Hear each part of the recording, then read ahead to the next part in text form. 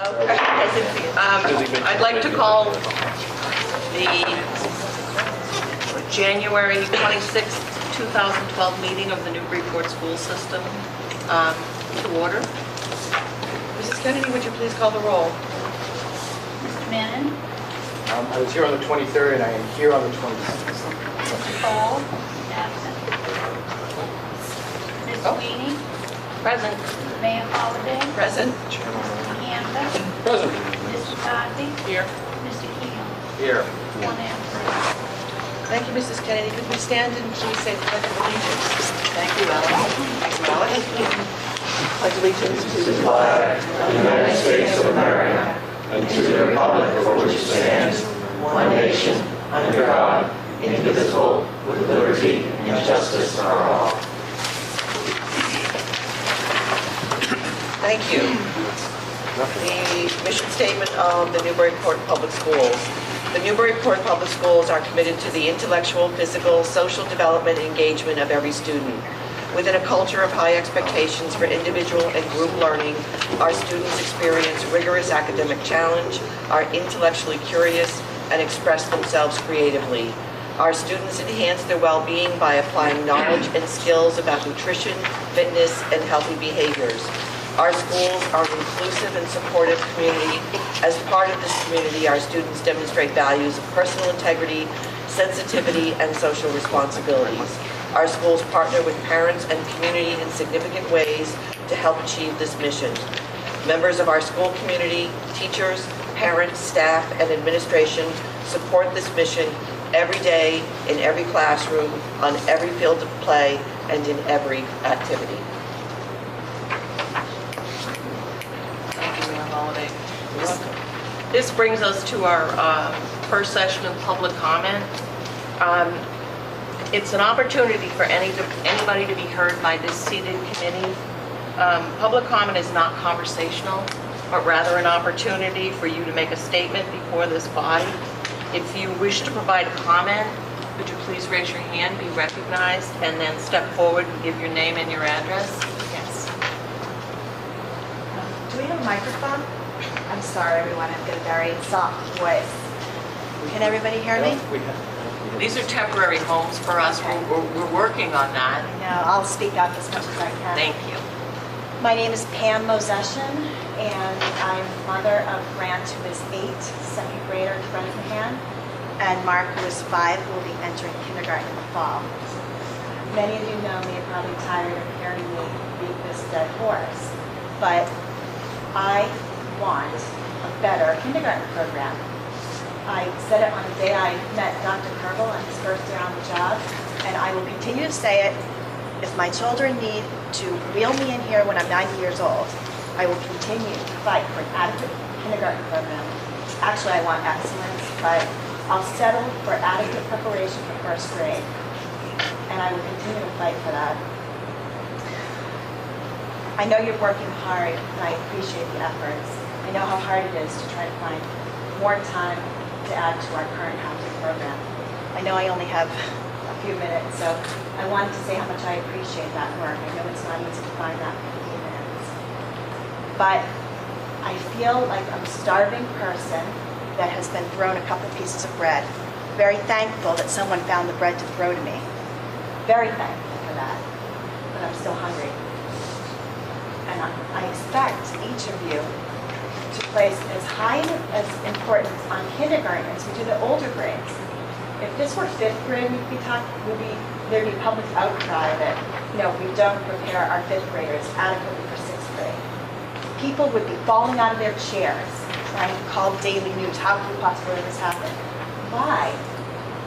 Why is it okay for us to just ignore our publicly mandated kindergarten program? I feel like it's Newburyport's dirty little secret. That's what I actually feel like. And I know you all work very hard, so this is not to be taken personally. But I'm holding you all accountable to better prepare our kindergartners for first grade. I don't want to take up everybody's time here, but one more question that I don't know if I can answer to, but the Kindergarten Ad Hoc Committee. I was here when they gave their presentation, They had gone around the state and they visited all of the most excellent schools in Massachusetts. And they came back, and I was here to see their hard work. I appreciated. They visited the best schools in Massachusetts. They came back, they said they all had one thing in common, and that was that we offered a free full-day program. I'm not asking for a 6-hour full-day program. I'm asking, I'd be happy with 4 hours. If I had a dime for every time a parent says to me, whether it's at the Y, whether it's at the playground, the bus stop, Pam, why can't we do what Amesbury does? If I had a dime for every time I hear this, it wouldn't be an issue. We have it funded. That's how often I hear it. I'm ready to call the mayor in Amesbury and say, can you sit down and explain this to me? How come you can afford it, but we can't here in Newburyport? And I know people that want to just jump up and say, but Pam, taxes are higher over there. But so there's no way all that extra money can go into their single kindergarten program. So the kindergarten ad hoc committee came back and said, you know, it doesn't matter the beautiful school, if it's a beautiful school or a dilapidated building. What mattered was the programs inside the building. Okay? We're soon going to be talking about a new model school. Okay? That I want so bad I can practically smell the paint now. Okay? And what I want is for every grade there, that includes kindergarten, to adequately prepare the students for the following grade. The programs inside the school are just as important to me as the building. And so I would like to see and hear back from the kindergarten ad hoc committee, because last I heard, they were going to reevaluate our kindergarten program and ask themselves, honestly critique our program and say, okay, what is it that we need to do better? That was the last I heard. I'd love to hear that. I would love to see the time and effort put into educating me as a parent as to why we cannot create a program that adequately prepares our students for first grade. So, thank you. Thank you. Yes. I think I can speak a little louder. My name is Derek Harper. I'm at 22 Jackson Street. I served on the ad hoc committee. I don't pretend to speak for them now. We had our spokespeople, they spoke here. But the one thing I remember from serving on that is that that was clearly what we saw as highly effective schools, what they had. They had a full day kindergarten, funded as any other grade would be. Here we are a year later, and we knew we wouldn't see change immediately. And forgive me, I missed Tuesday's informational meeting. I actually thought it was canceled. But from what I hear, they added 15 minutes to the half day. And I don't know if that's what you mean by throwing us a piece of bread. That's not a solution. We need a full day program. I feel like the right people are in place. I've met the teachers at the Brown School. I think they're excellent. The principal there, I think she's the right person for the job. I think we have the people. I think it's time to really get the program where it needs to be. 15 minutes for a half day, that's just not enough. We need a full day program. Instead of calling just Amesbury, we can call Georgetown. We can call, let's see, who else did we go see? We can call Cambridge, and we can probably call any other number of cities that have a full day program. It doesn't just have to be Amesbury with their higher taxes. I'm willing to bet we can find some others who may manage to do this. I think it's time we're doing that as well. Hey everyone, my name is Mariana Lynch. I currently have a daughter at the Brown School. She goes to the full day kindergarten. And I have a son who will be attending in September. I'm very much with Cam, and I'm also very passionate about this. Not only because I have children that are currently in the program, but that will be, but because I fully believe that kindergarten is the basis of the rest of the school. I mean, if we think about any other structure, this is an emergency situation that we need to really look at. I wish we had more parents here who could talk. I heard so many people saying the same thing. We need to do something. We need to look at how much money do we need? $200,000, $300,000. What needs to take place for a change to happen, for a full day program to happen? And I'm very much content with the same comments that she said. Thank you. Any other comments? Yes. Ralph Orlando. Where do I live? 4 William Hall Drive. I've been coming here for 7 years, people. I'm glad to see some new faces here because maybe I don't have to come anymore. But what I want to reiterate is that this has to be a forum for a larger group of people to come speak. We, and I've said this before, have an excellent school system, but there are some deficiencies that are clearly apparent along the way. You may identify kindergarten I may not be that familiar with. There's some elementary grades that have had some struggles. There's some issues at the high school that we all are very much aware of. What I would like to see is more of a discussion of what we're seeing here. Several things in the past that I've brought up are these community action committees. You need to start talking to the people, and we need to be feeling that we're well represented. I got to be honest with you, I don't want to come here and hear about the Institute for Savings Bank NHS branch and spend a lot of time talking about the elementary PTO request for Sunday morning use of facilities. I've, over the last several years, emailed a lot of concepts to you. You are our elected officials. I would like to start seeing you discuss the issues of how to make this a better district. And these are some of the things that we're talking about. I would like to see dialogues about, we've talked about it, but dialogues about extending the school day, extending the school year, doing something that makes us a little bit different. We're talking about educating our kids into the future. That's what I want to hear at these meetings. We're not talking about curriculum necessarily, but we are talking perhaps about policies. I don't want to hear talk. I want to start to hear some things proposed that may get us to action. Because as these folks have been talking about, and as I review some of the things on the MSBA applications that are going in that I just received from Ms. Farrell, there are clearly some deficiencies in those schools that we're starting to build new buildings for. And as was stated here before, it's not the building, it's what goes on in the building. That's what I want to hear discussed at your meetings. Thank you. Yes. Yes, Dominique Deere, 5 Lawrence Street, and I'll reserve some of the public comment to the next public comment. But I wanted to just sort of set up something as a segue from what Dr. Orlando mentioned and the other people here.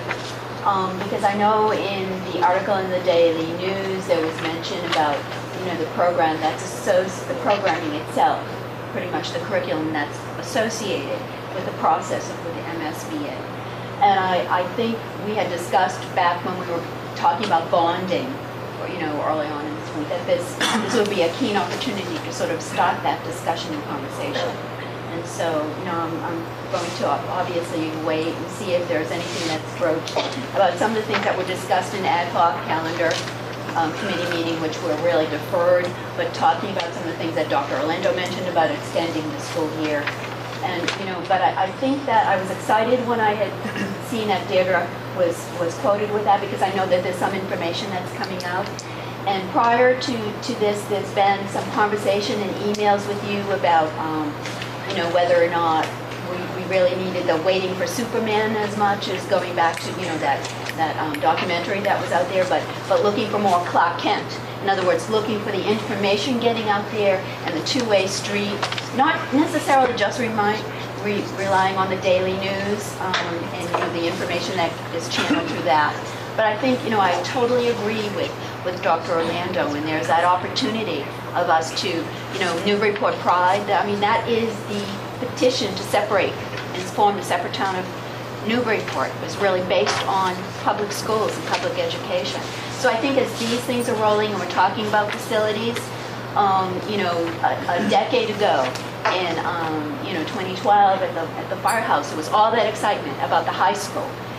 But everybody kept saying, but what about the program? And that was a mantra then, and I think the mantra now, we can, sort of like sing the big note and sing together. Ken and I do not have children in the public school, never did, but we still care. But I really consider that, you know, just as Dr. Orlando had mentioned, it's really the community as much to sort of bring voice to this. So, pleased to see you. Thank you. Yes. Kathy Clarity, God, we're 30 Columbus Ave. Difficult. I just have been coming here for a long time as well, and I have to say this is the first time that I have heard a group of parents speak out about quality programming, truly. I've been here for a long time, and I've not heard this, and I think that some of us have been doing it more in private about specific issues. And I think it's great to get sort of folks at the other end of the spectrum. Ralph and I have older children, and you folks with children just entering. I think it's kind of the first time I've seen this community get a group of parents focused on that and not just focused on the obvious of the buildings. And so I think it's maybe really time. It would be great if we could have some kind of body, I don't know what it is, but in order to have these conversations in an open way. There's been a lot, and anyway, so I would like to say that, put that idea out there for people to stay involved, because most times when I see people come with an issue, I've come for years, and I'll see people come in with their one specific issue and they leave. And we get more people whenever the issue is related to athletics than anything else. And I think that, anyway, I think it's a really good sign, and I encourage you to stay involved, and I encourage the school committee to try to find a way to get this kind of quality discussion about the programming out there and include parents, so that it doesn't take huge amounts of courage, because I have to say I've done a lot of speaking out, maybe not so much in public, but it's not easy. We worry about the effects on our kids, and it shouldn't be that way, and so it's kind of nice to see this group now, and I just would ask that it be in a public, open forum rather than in private conversations or emails.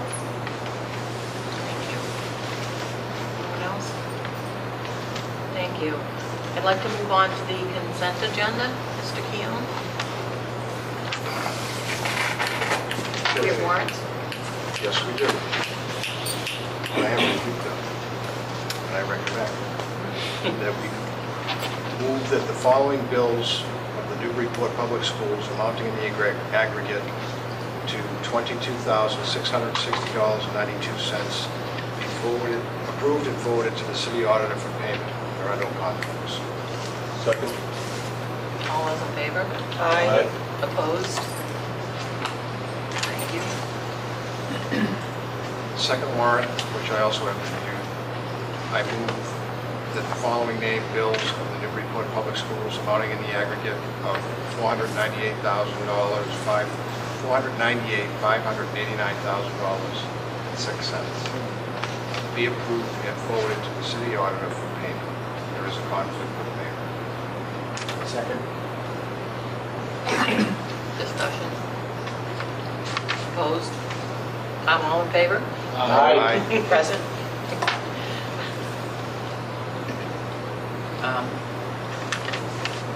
Anyone opposed? Motion carries.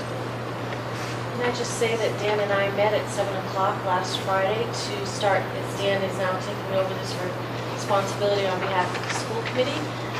We met and reviewed warrant processing, what a warrant was, what invoices look like, what the approval process is, what the procurement process is. And so I bored him to pieces for about 45 minutes, but he was very kind and very intrigued as far as what we do and to the extent of what we do regarding approval and procurement as far as that's concerned. So.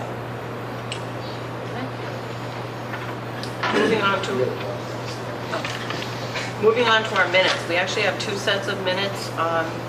So I'm going to take a look at the first set of minutes, which was our organizational meeting for Tuesday, January 10th, 2012. I move that we approve the minutes of the organizational meeting for Tuesday, January 10th, 2012. Second that. Discussion? Yes. I just had one question, because my understanding of the rules that the subcommittees are supposed to be appointed by the mayor for the school committee, and it's not reflected in the minutes that way. correct? Oh, yes. So could you just make a modification that Charles Sweeney announced assignments, his appointments, or something to that effect, just to be sure that we're in compliance?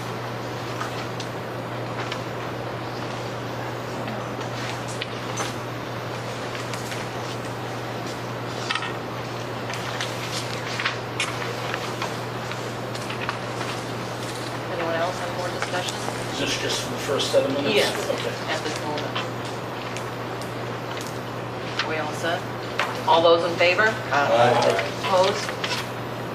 Minutes.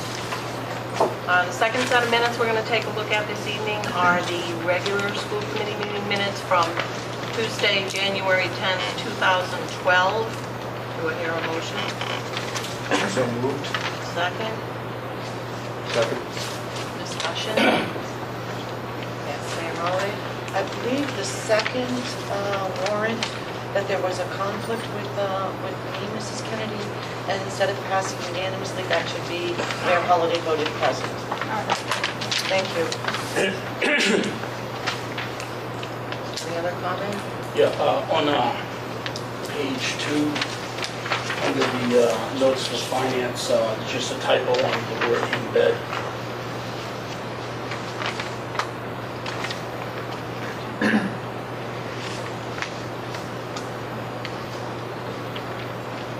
Anything else? Mrs. Kennedy, I'd just like to make a comment. At the heading of this regular minutes, it's stated that we call this meeting to order at 7:03, and since the other meeting preceded it, I think that should read 7:13. Yeah.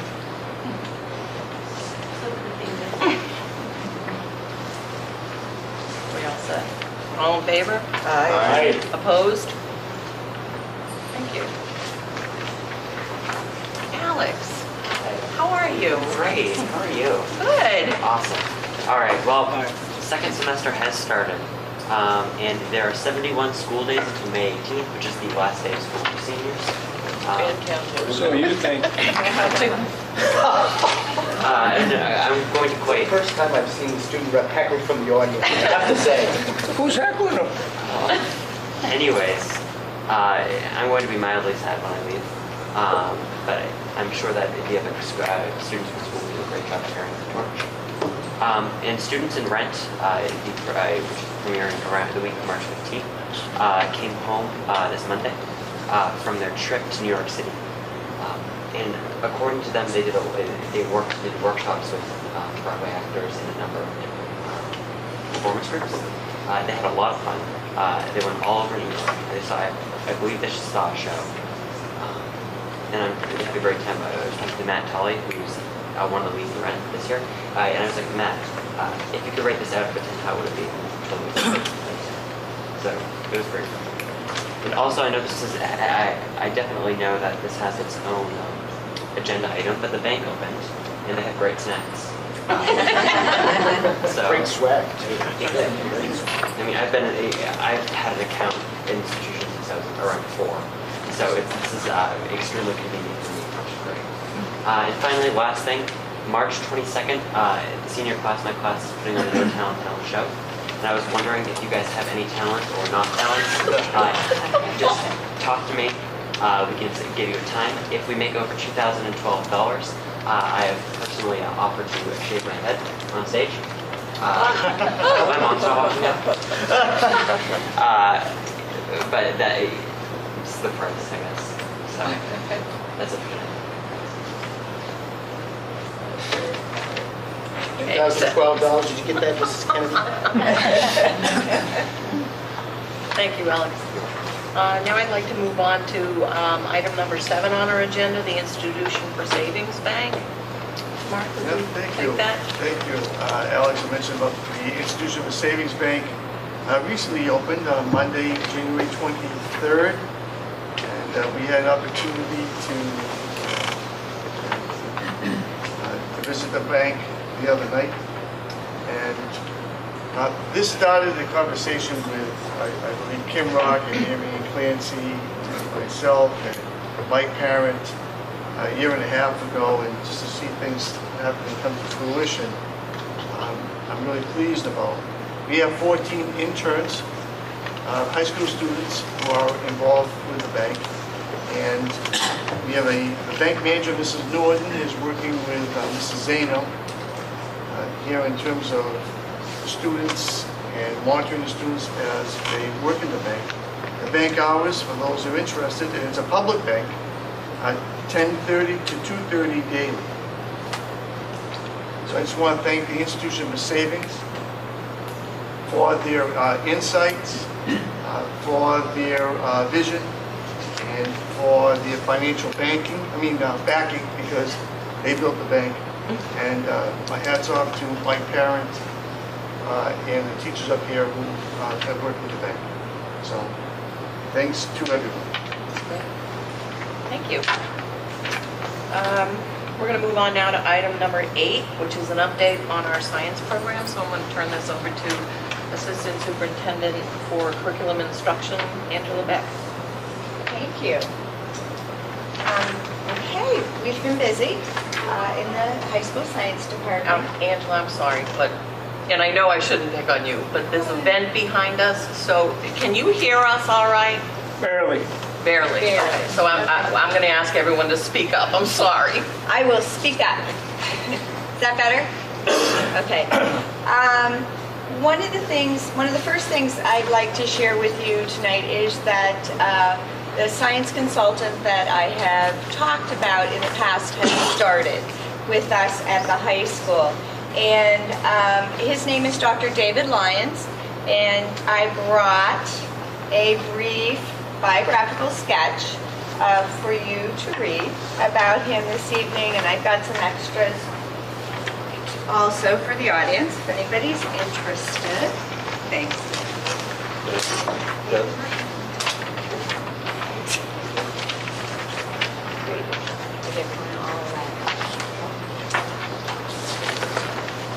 Dr. Lyons, we decided that it would be best if Dr. Lyons started in the new semester, and the new semester started Monday and Dr. Lyons started Tuesday. So I spoke with him on the phone today, and he had a really good visit on Tuesday. He's back tomorrow, and currently he's busy visiting all of our science classrooms, having conversations with our science teachers, observing our instructional practices, observing our facilities, and really getting the lay of the land so that he can work with our teachers. Our goal is to have Dr. Lyons available to co-plan, co-teach, model, anything that is going to be beneficial to the teachers in helping them through this growth process. He's very approachable. We introduced Dr. Lyons to the teachers a week and a half ago, I think it was, when we brought him in and introduced him and let them know that he would be working with them. And I got several emails in response to that saying he seemed very approachable. He seemed like someone that they thought that they would be able to work well with. So we're excited to have him on board. As you can see from his sketch, he's got an extensive background, not only in curriculum, but in science. He also has a background in science fairs. So as we move forward with the ad hoc around that, I think his input will be really beneficial to us. So we're excited to have him on board. Another thing that the science department has been working diligently on is the development of common assessments. We just gave midterms, as you know, so for the weeks leading up to the midterms, the science teachers worked together to build midterm exams that were 80% common, and they developed these based on the level of the course. So, so that all the college prep class would be the same, all the honors classes, principals courses, so on. But I was really pleased as we worked through that process to hear the teachers say, you know what, I'm not sure that that's taking it far enough. As we look at biology, there should be a common element that runs through all of the exams, no matter what level the course is at. And so it's very encouraging as teachers are bringing those ideas forward, because they're really thinking about building that common standard that we're working towards in our science courses and that will be woven through the curriculum in each of the classes. Accompanying those common assessments, the teachers made agreement about grading sheets and how those grading sheets would be worked.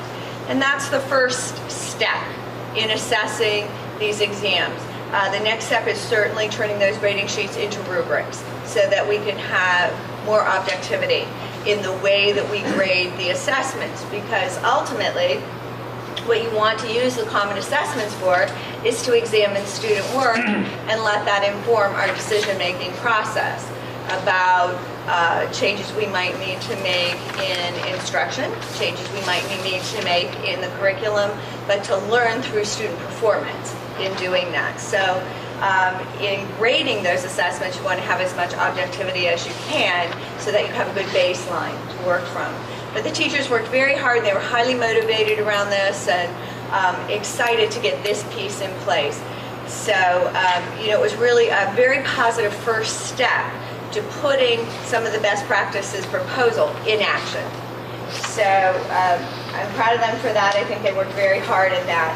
On February 1st, the teachers will be coming together and they're going to do analysis of the midterm exams together. So this will be their first conversation around these common assessments where they're really looking at how the students performed and what the implications of that is. So that's right around the corner. The teachers in the science department have also shared their lab logs with their department chair and with the principal. And they've had a chance to really examine those lab logs and glean some information, important information that we need in moving forward around our work for labs. Some of the things that would be important for you to know is that our labs our students are participating in a variety of labs in a variety of classes. Some of the courses, are really meeting expectations around the number of labs. Others, we could see improvement in that area. Students, there is a common expectation though for students to write lab reports if they're doing a full lab. If not, in some cases they're writing a reflection to process the learning that took place in the labs. So we are on Monday, the 30th.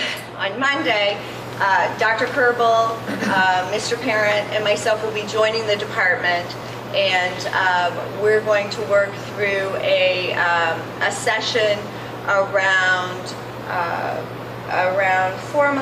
completing the work that we've started around that best practice proposal that I shared with you early on, so that we can solidify and make some commitments towards all of the components of that.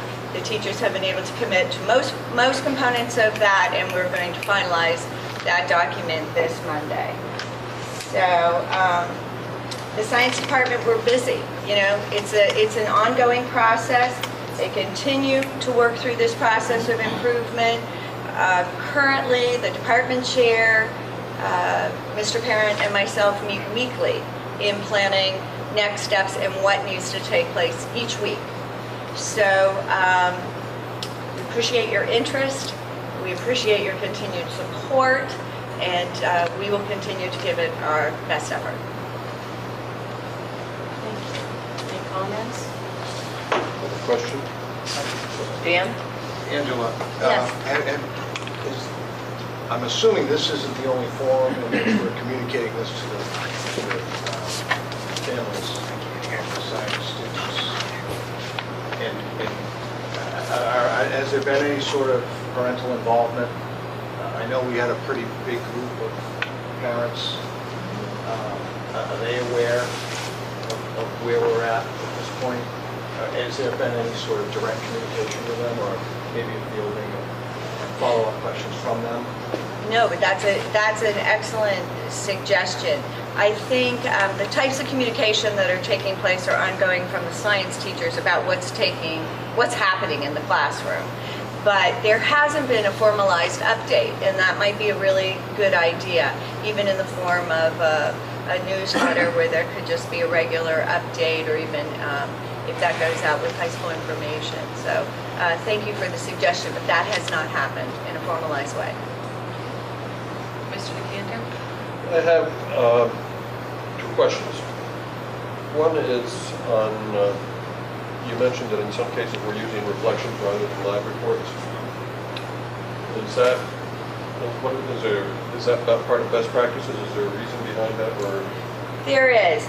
If, if a student is involved in, and when I said a full lab experience, I meant one that would take students through the scientific method, the entire scientific method. And if that's the case, from beginning to end, where you're forming a hypothesis, identifying all the variables associated with the experiment that's going to take place, working through the process of the experiment, forming some conclusions at the end. That is written in a more formalized lab report. Sometimes the labs are a little more experiential about a component of that process. So they're not working through the entire process. They might have done some pre-work in the classroom, they go into the lab, they do some experimentation around a component of that. They might be part of a dissection and observe another part of a dissection, for example. So sometimes the lab experience doesn't take you through that entire process. If that's the case, in those cases, there's still a follow-up reflection to the learning that took place, because it necessitates a different kind of reflection than perhaps a formalized lab report in that case. So that's how that's being used. That is part of our discussion. Purposes for lab that we're working on and some of the work that we're doing as a group, the purpose for the lab, how many different types of labs should a student experience? Because I think one of the things that's really important in this discussion is that it's bigger than how many. It's really important that the lab experience is a way to differentiate the instruction, and every student who's involved in science should have that type of learning embedded in the experience. But it needs to be purposeful, it needs to be well matched to the instruction that's happening in the classroom, and the lab experience needs to be well matched too. So, it would be nice if it was as easy as saying, we're going to do X amount, we're going to make sure we get those in. It's really a process of building strong practice and enhancing the curriculum and the instruction through the practice. The second question I have is, as we've been moving through some of these things really since late last term, you already began taking action with the science department. What kind of feedback have you had from the students? I think that it depends on what class it is. I think that I've done a lot of observation in the science classrooms this term, and last term, this term just started. And I talk to students while I'm in the class all the time. And we've got good engagement from our students. Our students, as a matter of fact, one day I happened to be in a classroom and they were doing some pre-lab work, getting ready for the lab that they were going to experience the next day. So I said, well, tell me about this process and tell me why you're involved in this process. And it was really funny because there was a group who sat down with me and said, well, let me explain how this process works. If we didn't do this today, there's no way we could be successful tomorrow. And so they were fully engaged and really understood the learning process that was happening. I think that people are working hard to make the classes interactive for the students. I've observed a lot of that. I've seen a lot of energy in the science classes. I haven't, asked the kind of questions that are specific, like, can you tell me how your science instruction has changed, maybe from the beginning of the year? Because usually I'm in a class while it's in process, and so I'm talking to them about the learning at hand. So I don't know that I can fully answer that question for you, Nick, because I haven't asked a lot of those questions. I'm usually asking questions about what they're doing, why they're doing it. I want to understand if they understand what's happening in that class, the purpose for their learning, the objectives for their learning, and they can explain that to me. Just a comment, the purpose of my question really is to try and understand and get some further information that we can feed back to parents. if the students felt that they were not being challenged, that was one of the reasons we had as many parents coming to us and talking to us about the science program. I think the students are the key source of evaluation here. We need to know how they feel. Are they feeling that they are getting more bang for their science buck, so to speak? Are they beginning to be more satisfied? Do they see progress? Because that'll give you an idea as to what's being communicated to the parents as well, as how to address the issues that parents may have. Mr. Cole? Yeah. I just wanted to backtrack a little bit and just ask a couple questions regarding the whole common assessment piece. So you're saying each science subject essentially has a common test for each grade level for the midterm? Correct. Okay. And the idea is to learn through student performance about establishing baselines? Well, I think it's more than establishing baselines. I think the baselines have been established. You know, there's a curriculum written, there's syllabus rewritten for every course that's being offered. The base, you know, what we're assessing, it's a summative assessment looking at how well the students were able to achieve within that baseline.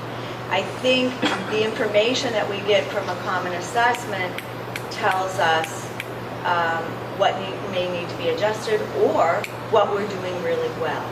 So, you know, when you start to look at common assessment, you're able to see, if we look across the board and we see that the kids all scored really well, here we know we're hitting that concept, we're doing a great job there.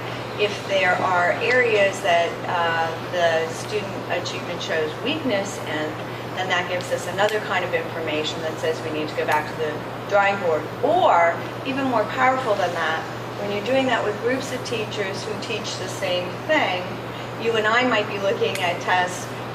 Stephen, we might be teaching both of us might be teaching biology, and on one of our common questions, your students did really well, mine didn't. So now that provides the opportunity for me and for you and I to sit down and talk about what you did that I didn't, that obviously reached the students. I guess what I'll get to my concern, given that this is the first trial, this test, given that we're talking about a midterm exam that's worth 20% or more for these kids' grade, given the fact that as a parent I have access to the Aspin-X2 family portal, and I can see that these grades are being posted now, how are you guarding, or what type of mechanism do you have in case one of these tests isn't scaled the way it should be scaled? And I guess what I'm trying to figure out is I'm trying to make sure the students aren't being, I guess, subjected to any kind of experimental procedure where in the end they end up being killed on a high-stakes exam. Right. I feel confident that I can assure you of that. The teachers came together and, you know, the exams were built from the curriculum that was taught. So there was no surprises in these exams. But what used to happen was that you might have one exam in one class, a completely different exam in another class, and yet another one in another class, and they were all the same content area. So this created more consistency and continuity to the curriculum by adding the common elements. The reason we went 80% and left 20% for the teacher was that autonomy that happens in the individual classes. So there may be some things, you may go down a road and delve deeper into a particular content than I did. So you may attach some of those questions to your test, and I wouldn't. I may have done that in another area. But I feel very confident to say that the students were really not an experiment in this. If anything, I think they got a better exam than perhaps they would have had in the past. The learning curve will really be for the teachers in this. You know, the exams will be graded, and now the learning from this particular exam is going to happen on the educator's side. But I really don't feel like the students were experimented with at all. That they had a very valid exam, knowing that it was a high stakes. But as your results roll in, is there a way, if a teacher finds that that's not the case, is there a way that they can go back and make some adjustments? I don't know that I can answer that yet, but that's a good question. You know, I think we'll I have would to just see what we recommend that find. there would be, there should be. Hopefully that team has talked about that. Because One of the important parts of the conversation around building the common exam was that there was no expectation put on any teacher to include something they had not taught on the exam just because it was a common element on another exam. You know, it really had to be an equitable experience for the students.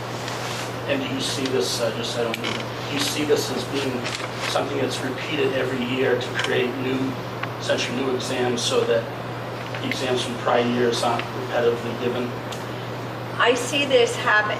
I think this will be an ongoing process. You know, one of the things that we talked about was some of the elements that might be in place in some of the other content areas in the high school versus what's happening in science. And common assessments are a part of practice in some of the other content areas. And I think, you know, talking with the teachers who have been using common assessments for some time, the assessment evolves because the teachers learn and they grow and the assessments evolve with them. Mr. Menon? I would certainly think that one of the advantages to the common assessments is more alignment of pacing. What is being taught, when it's being taught, how much is being taught. And I know I'm going to probably be embarrassed with the answer to this question, but for the syllabuses that exist, are they centralized in any place that people can get at them, the community can get, are they posted on the website? How do you get access? They're on the school website and they're in the science department Moodle. So when you go to the high school website and you pull down academics and you go to science, and then there is a Moodle. We use Moodle. It's just the platform that we use for that, and they're listed in the Moodle sites by course. And those, the syllabus evolve, they're evolving. All the time.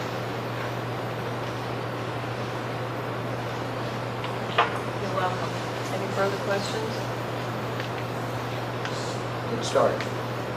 Thank you, Angela. Well, I'm looking forward to updates on the science curriculum department in the near future again. I think this is something that we want to keep up to date on and have on our agenda as a regular item. So, heads I up. look forward to that too. All right, now we're on agenda number 9. We have a proposal before us from the elementary PTO requesting a Sunday use of our facilities. Included in your packet is our policy for the use of the facilities, a very detailed letter from Kristen Daigle, a PTO volunteer. There is a map of the race route, and they are asking permission to use the Bresnahan School on Sunday, May 6, 2012, for the purpose of the Spring Fever 5K Family Fun Run. The elementary PTO would like to use the building for preparation beginning at 8 a.m. The family run is held on the back baseball field playground at noon. All festivities should end at approximately 4 o'clock. As you know, in our policy, it states that we do not use any school or community group use the fields prior to 1 p.m., so this would be a change in our policy at this point. I make a motion that we approve the use, suspend the rules and approve the use. You gotta talk louder. I make a motion that we suspend the rules and approve the use of the field Thank you. for the purposes so stated. Second. Discussion. What did you say, Steve? We can't say it. It's very, if I can, that can either be shut off or next time the set table's up. That's what I'm saying. I'm sorry. Yes, no. I understand entirely. Mr. Keough. I just think we should just clarify the motion that it is for Sunday, May 6th, 2012, prior to the 1 p.m. policy. I just would like to add that this is not a new event for the school. It's a wonderful family day. It's been a very, very successful event and fundraiser for the Bressingham School and community, and we all should be there. You said we all should be there? I didn't hear you. We all should be there. Dr. Kerbel. One of the first activities I participated in prior to starting as a superintendent was attending the Spring Fever 5K. And I believe that Mayor Holliday was the grand official of that event. She passed the torch to me last spring. I had a chance to spend the afternoon, and the amount of work and effort that the PTO parents put on is just terrific, and it's a great event, and a lot of money is raised for our schools.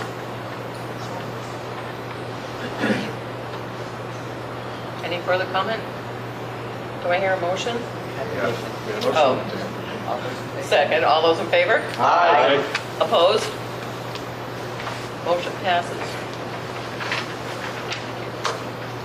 Now we're going to move on to the second reading of the 2012-2013 school calendar. Dr. Kerbel, I'm going to turn that over to you. Thank you. Thank you. Well, in your packet, you have a copy of it. You have some background information. I added some information, another paragraph, since the last time we were reviewing the calendar.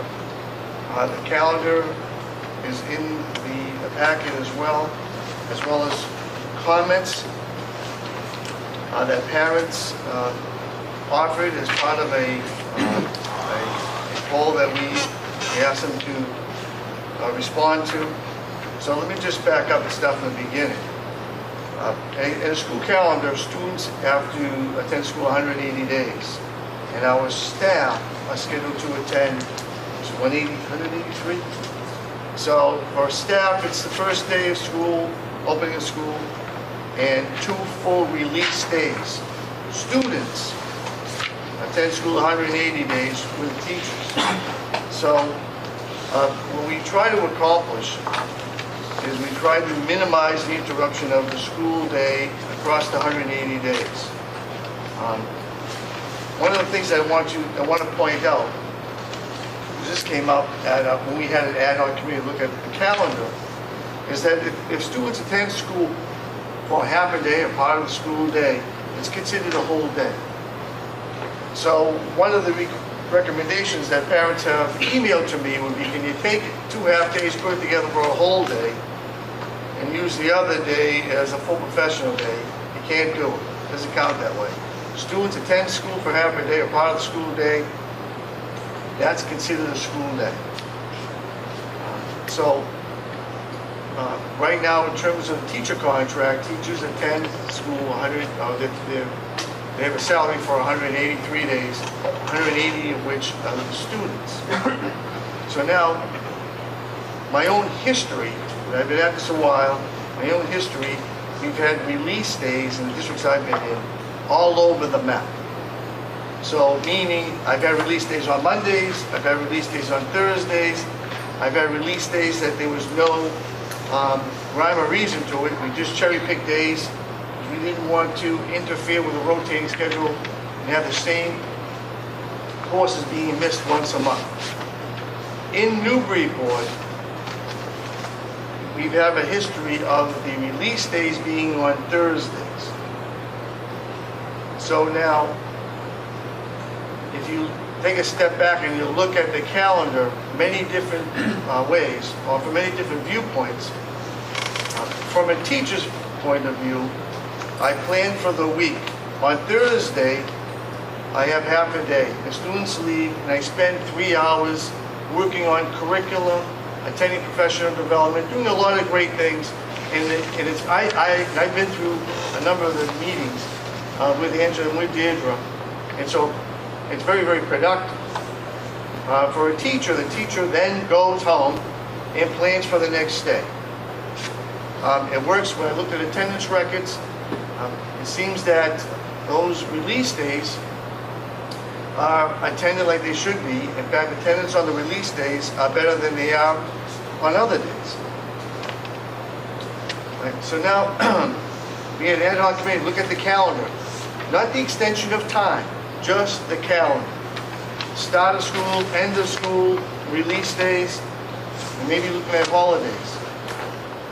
One of the things that we talked about was possibly moving the release date to different parts of the week.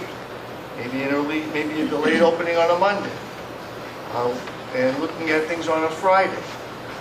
Let's go back to the lens of parents.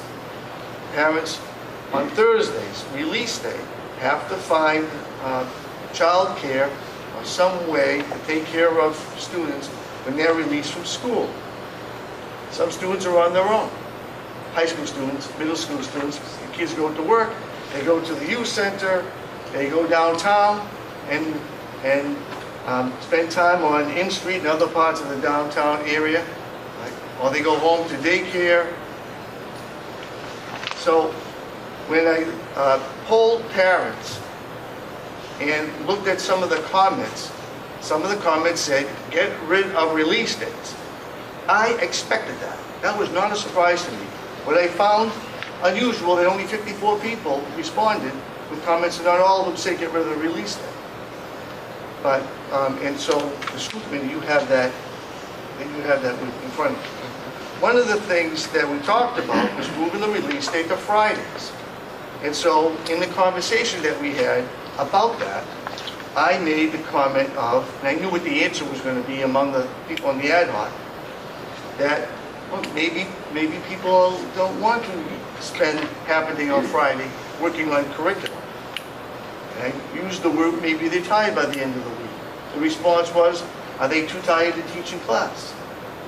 So, took a step back from that, and I said, well, let's look at things from many different points of view. Not everybody agrees with me in central office, by the way, but I look at it this way. Friday's an important day, and it's your expectations. Most of the time, kids get assessments, tests, quizzes, projects due, they make presentations, usually at the end of the week. So kids work hard. That won't change. I wouldn't expect a free day on Friday if we have a release day. That makes no sense to me. Right? I expect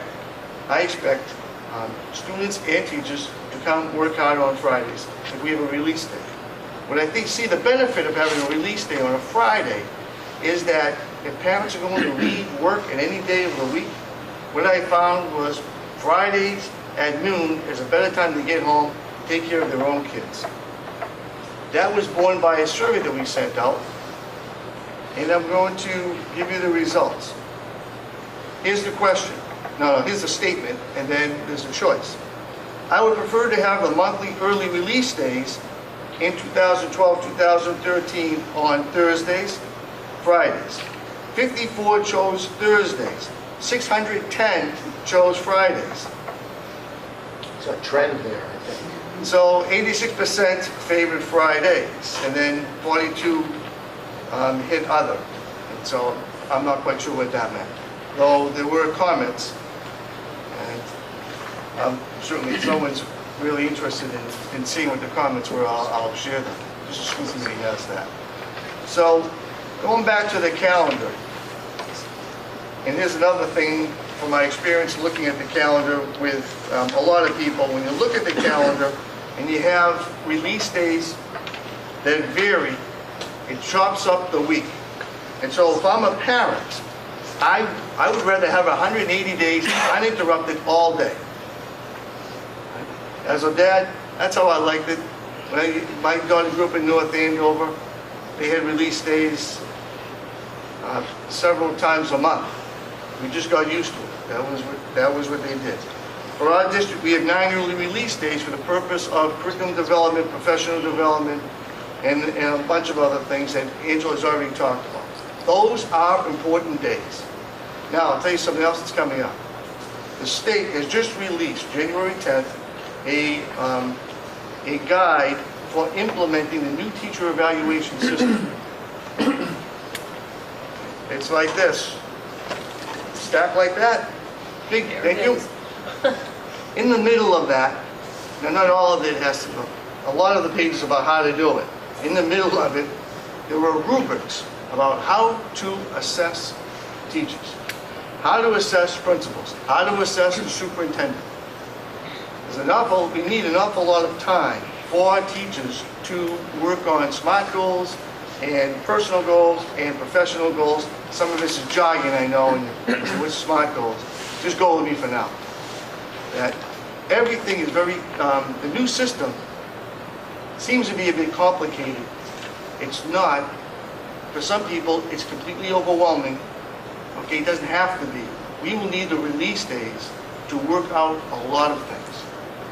So, given that this is now, I'm coming back to the school committee, that in front of you, you have the release days on Friday, which is I support. Kind of had a conversation with the union president, went back to the executive board, and they were in favor of that. When I brought up attendance, I brought up the work of teachers and students on Friday. They agree with me. There's an expectation, and they will meet the expectations. So you have in front of you the calendar. I know I'm talking, I'm winding down. On September 4th is the first day for teachers if you adopt this calendar. Memorial Day is on the 3rd. Because of the early start, we don't have to start before Labor Day. And we already addressed that at the last meeting that we had. The students would come in on Wednesday, September 5th. You can see the release days, how they are per month, and they are on Fridays. We have Professional Day, November 6th, and that's because it's voting in the district. And the schools are used to vote for voting. In the last day, the projected last day is June 19th. Also in here is Good Friday, which is on March 29th, and that's also a Friday. Okay, so open for this. Thank you. Now I'll give it back to you. That's okay. You can make a motion. Everybody to sleep. Do I hear a motion? I move we approve the 2012-2013 calendar as illustrated in draft number 4 with half days on Fridays as recommended by the superintendent. Second? Second. Discussion? Mr. Gill? I do intend on voting to support this calendar. However, I would like to let it be known that I am in full favor of, in the future, starting school before Labor Day.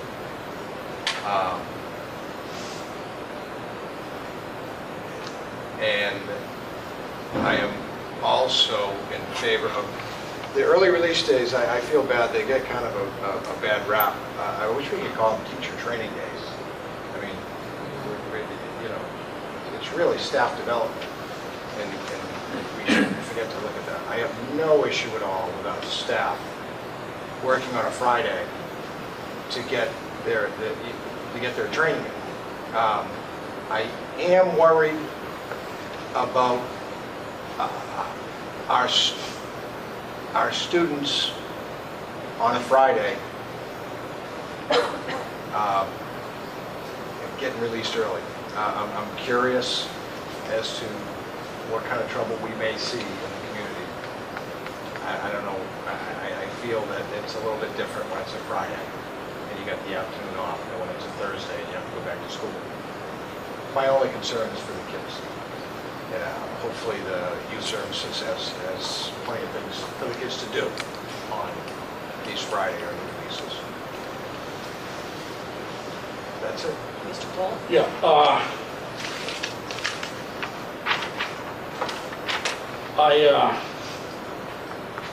I'll say for the record, I was supportive of the after Labor Day start for the last couple of years, and I was pleased that we did that for this school year.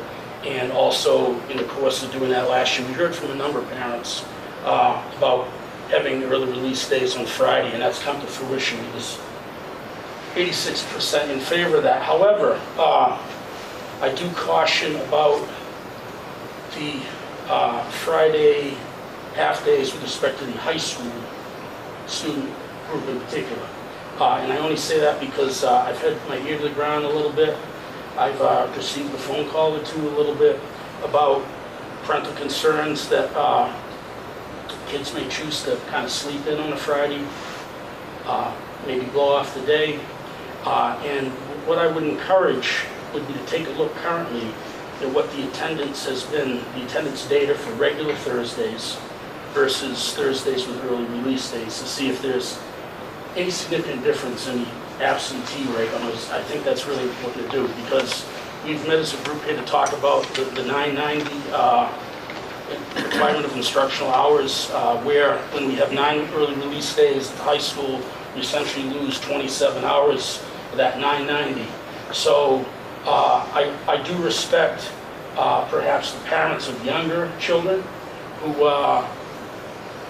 want to do an activity, a weekend activity with the family. But I also sense in this pool of data, I don't believe that 86% of high school parents want their high school students to have early release on Fridays. That's just my interpretation from having heard from people. I do respect, Dr. Kerbel, your expectation that kids are going to work hard, the teachers are going to work hard, but I also do want to add a comment that I learned. Used to be a woman named Louise Thompson, perhaps Elizabeth knows Louise Thompson. And Louise Thompson taught effective teachers courses to Newburyport teachers and administration in the school district. And if you ask her, she will tell you that she recommends staying away from presenting workshops on Mondays and Fridays. She found that Mondays, there's often too many holidays. You're trying to focus people after a weekend. And she found that Fridays, the half days, find people focusing on the weekend and, wishing it to make it longer. So I think we have to take some care in this. I think we really have to think about what we're doing. I personally would like to see a little more data with respect to the high school attendance on Thursdays right now. Perhaps it's not an issue. I would feel myself more comfortable with that data, but otherwise, I can support the Friday early releases. Again, given what I mentioned, where Ms. Thompson's concerns, but again, I do defer to your expectations of everyone will be working hard on Fridays. Dr. Bretland? We looked at the data, the attendance, and what I'll do is I'll send it to you. Okay. I'll send it to the committee. Okay. And so we took a look at the Thursdays, I think it was the Thursdays before and the Thursday after, or maybe the Thursday before the release day, and compared and looked, and I'm recalling that 8 out of the 9 release days had better attendance than the Thursday that preceded. I'll have to look at the high school again, but I'll send it to you. And one of the things that Pat Levitt, who's the president of the teachers union, said, as we met and talked about this, that we would monitor the attendance throughout the year, so that as we go through the year, if there's any blip on the radar screen, we want to make sure we can address it, and not be surprised at the end of the year when we're doing research. I would echo a little bit of what my colleague Steve Cole said. That I would look at this as an opportunity, since this is the first year that we're going in this direction, to measure it and take a clear indication of what our attendance looks at this year, and we have the base year from this year and then next year, so we can compare when the issues come up as to when we do these days next year. And I would ask the assistant superintendent for curriculum to do a similar reflection, if you will, on an ongoing basis as to the content and quality of professional development that happens on Fridays versus what she remembers having happened on Thursdays. Just so that we have a basis on which we can make an educated decision. I'm going to repeat this again, and I'll say it to the staff, that, and by the way, for those that know me, I love Friday afternoon meetings. I have them. And I can relax because I know that after it's over, I'm going to go home, okay? But I have high expectations for our staff, and they live up to them. And so the expectation for staff would be to plan for the day and to participate as they normally would do on a Thursday afternoon. Okay? So the expectations of them are high, and I'd be shocked if they didn't live up to their expectations. I have full confidence in our staff. Mayor Holloway? I've also heard from families who are concerned about early release on Friday. I share some of Dan's comments and have some concerns because Thursdays have been difficult. I've had business patrons in my office complaining about students downtown and some of their behaviors, and I think we have to work with youth services to try and be sure that, you know, they're aware of this calendar, of what's happening, and try to, you know, beef up some of the activities and additional staff that they could offer for some activities. I also am concerned about, for example, if you look at April, you have early release on the 5th, on Friday. Students come back for 5 days, probably have a holiday, then they're off for the whole week. I think it's hard to have, and I think it's hard on families to have an early release and then you come back for a week, maybe a week and a half, and then you have a vacation. And, you know, I wish we could take a look at that. Do we have to have early release days on months that we have a full school vacation? I agree with some of the comments there, and even though we can say that that's 85%, that was still only 700 and something parents who weighed in. It's not, you know, so I just would like us to keep an open mind and to sort of look at this and look at data, and if we vote this in for next year, that I would like to think that we would take a look at where we are in January after we've had, a full quarter of the change in schedule and see what the impact is. Ms. McCarthy? I have heard from a few people with regards to early release day, and I would say too that it's very hard on working parents.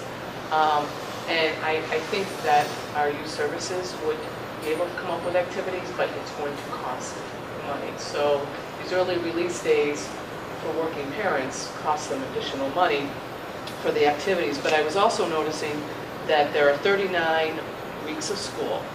21 are full weeks without any disruptions. That doesn't count whether there would be snow days like we had last year. And 18 weeks are disrupted by either a holiday or an early release day. And I understand, I think some of the concern I have is that it just chops up the education. And last winter was unique and somewhat difficult, and I can't remember exactly how many weeks it was. I had counted at the time, and it was either 12 or 15 weeks, starting with our first snow day, that there was not a full week of school. And for a lot of kids, younger kids, they lose momentum.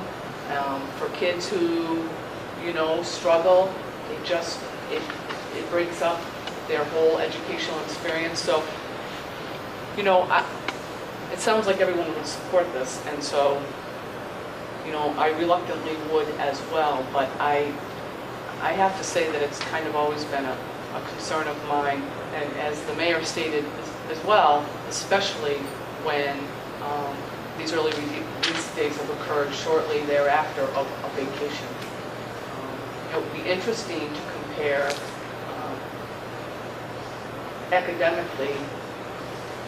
I mean, I know it would be hard, it wouldn't be accurate, but I just have to really firmly believe that this choppiness of education has to have some negative effects somewhere. So it sounds like it will have the support, but really, deep down inside, I'm not in favor of it. Mr. Bennett. I have a number of comments that I want to make. One is actually, and I'm sure that the number of people who responded to the survey actually is a very significant number of people, given the general responses to surveys. We experienced a very similar thing with the Charter Commission. We surveyed out the community, and an extraordinary response from the community. 700, we've got 2,000 kids in schools, 700 parents responding to me is gravity that. But I also have to say that it's very interesting, and I think that having served on that ad hoc committee, there was an attempt to try to find some sort of balance, knowing that we really have to roll up our sleeves and think through what the calendar is going to be like. I would guess that the early release days that we have probably provide us with barely enough time to get teachers the required trainings that they need to get that are required by the state.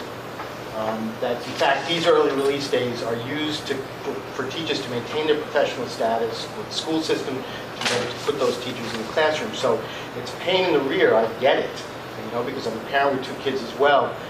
But these days are, even at the core of them, there are required trainings that teachers have to take, and we've got to find some way to get the teachers those trainings.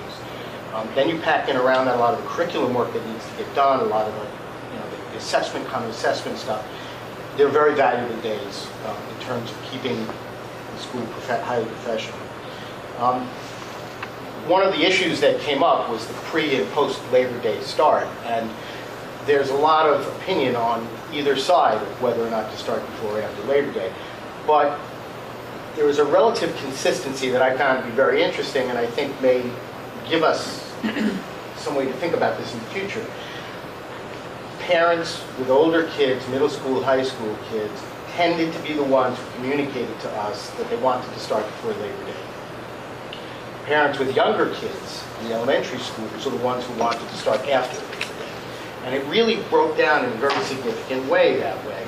And I don't know that you necessarily reconcile that, but it might be interesting, and I don't know if any other school systems are doing that. In the future, maybe we start schools at different times. I don't know. Maybe we start the older kids a couple of days earlier than we start the younger kids. It's worth exploring. It's worth having a conversation about. There simply was not the time to have those kinds of in-depth research, that kind of in-depth conversation about it.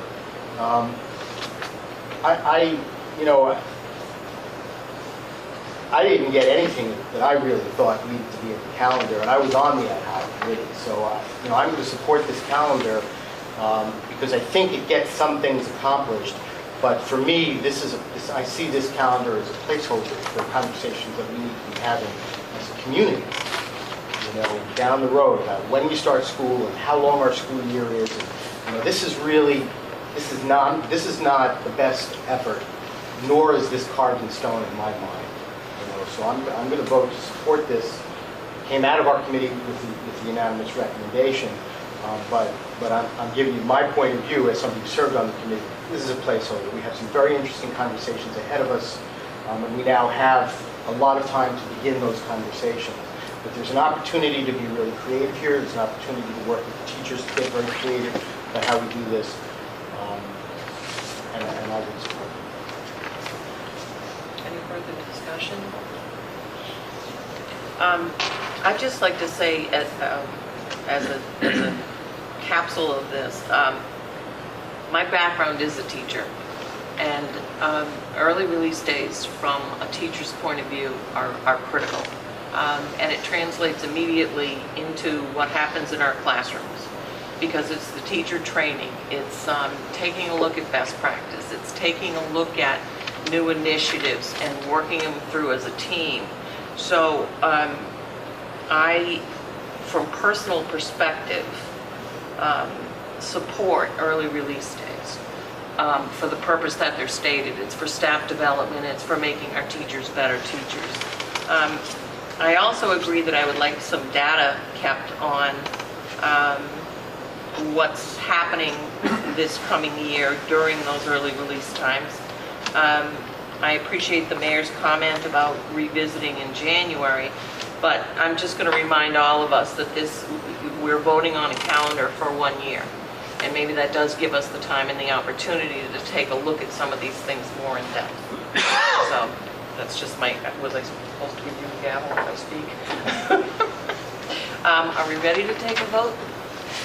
All those in favor of adopting the draft 4 of the 2012-2013 school calendar. All those in favor? Aye. Opposed? Calendar passes. Thank you. Well, this brings us to our second session of public comment. I would remind you that this is a comment, not a conversation. When you're recognized, would you state your name and your address? Any comment at this time? Yes. Kathy Flaherty, 30 Columbus Ave. I just want to say thank you very much, Angela, for the presentation about the science at the high school, and I really see that you've made a lot of significant progress, which I applaud heartily. I do want to comment that I understood that the questions directed towards labs were very superficial, so I really appreciate the fact that you recognize that and that there needs to be more work done. But just that being said, I just want to say that, the perfect is the enemy of the good, and so one of the urgent things that I really see is getting lab skills for the kids, and particularly in biology and chemistry. Those are the most intensive lab sciences, and so I would love it if you could work on something that is not ideal, but just some kind of program for this term, this last semester, so that the children get some minimal basic, I don't know what it is, I leave that to you and Dr. Lyons to assess, but no, I was talking to Dr. Lyons, the new guys to Dr. Lyons.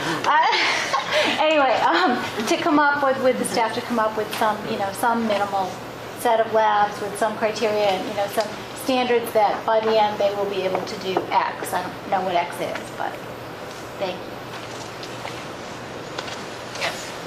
Ralph Orlando, 4 William Hall Drive. I'm going to take a little different approach if you bear with me. I'm pretty excited about what I heard here tonight. These people, the comments you made are the kinds of dialogues we are looking for. However, I've been in receipt from a lot of emails from a lot of you different people, and I'll quote some of them for you. I appreciate your continued passion about the school system, especially science. Bear in mind from the objective data that you've been sent and forwarded from a group of parents earlier on in the year, of which I am one and the others may remain nameless if they choose, science was an outlier. We approached Dr. Kerbel in July of last year with some concerns and some requests. Yes, maybe some things are changing for the better, positively.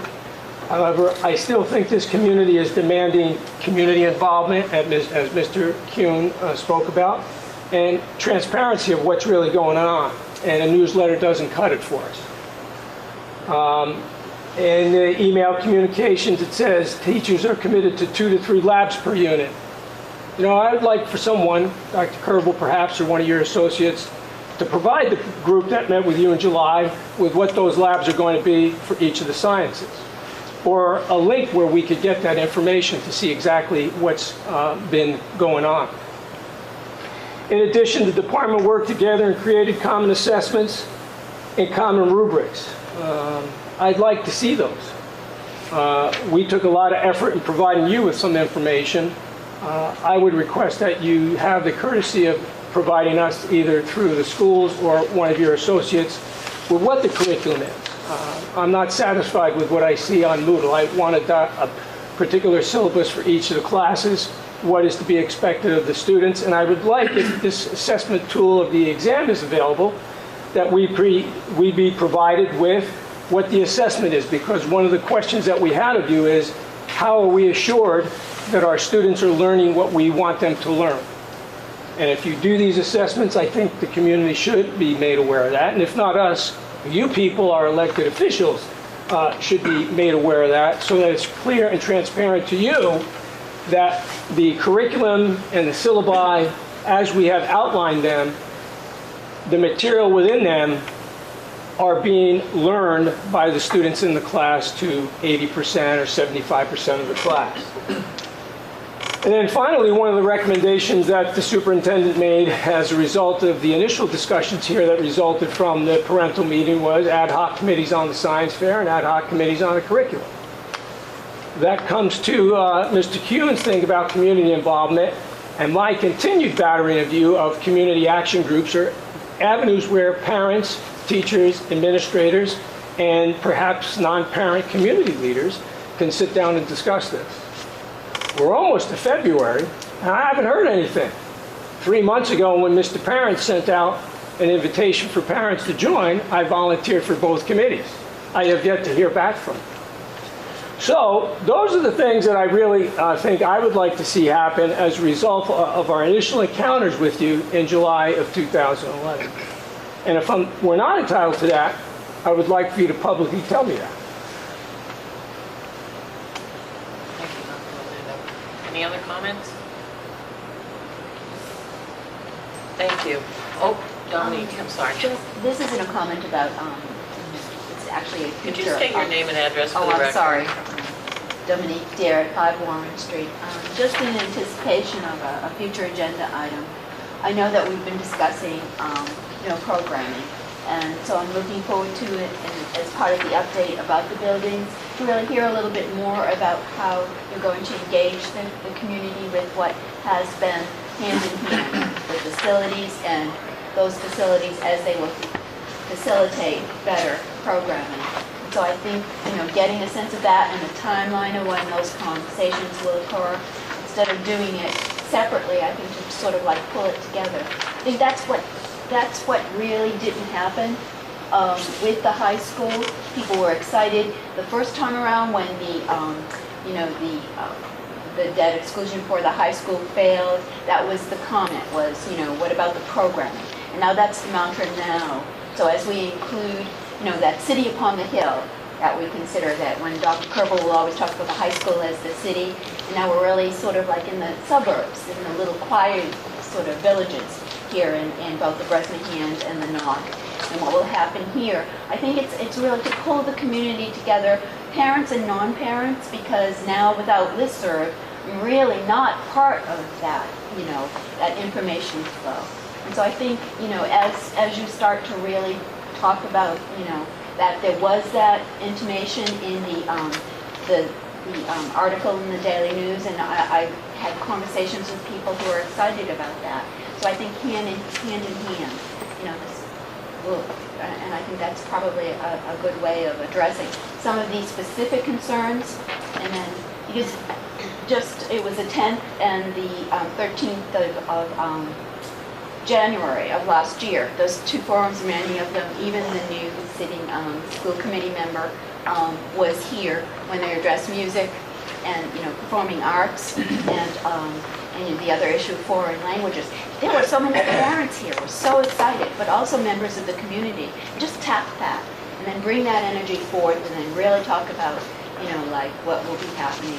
So I think it's part of, I don't know the agenda item here, but if that's sort of brought up and bring some momentum to that, put it into the calendar, I think that would be a good synergy. Thank you. Any further comments?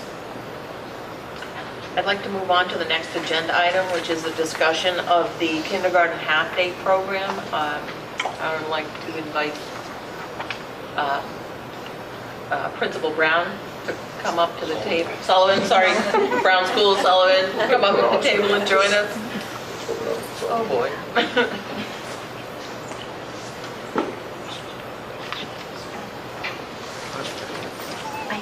Just to give you a little background information, the kindergarten half-day program, morning and afternoon, is currently 2.5 hours per day.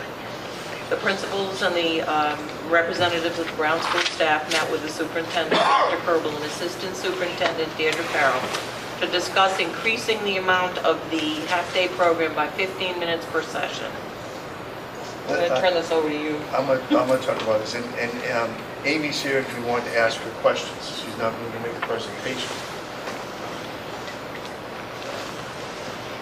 And I appreciate the comments that Pam made early on. We had public comment at the beginning. And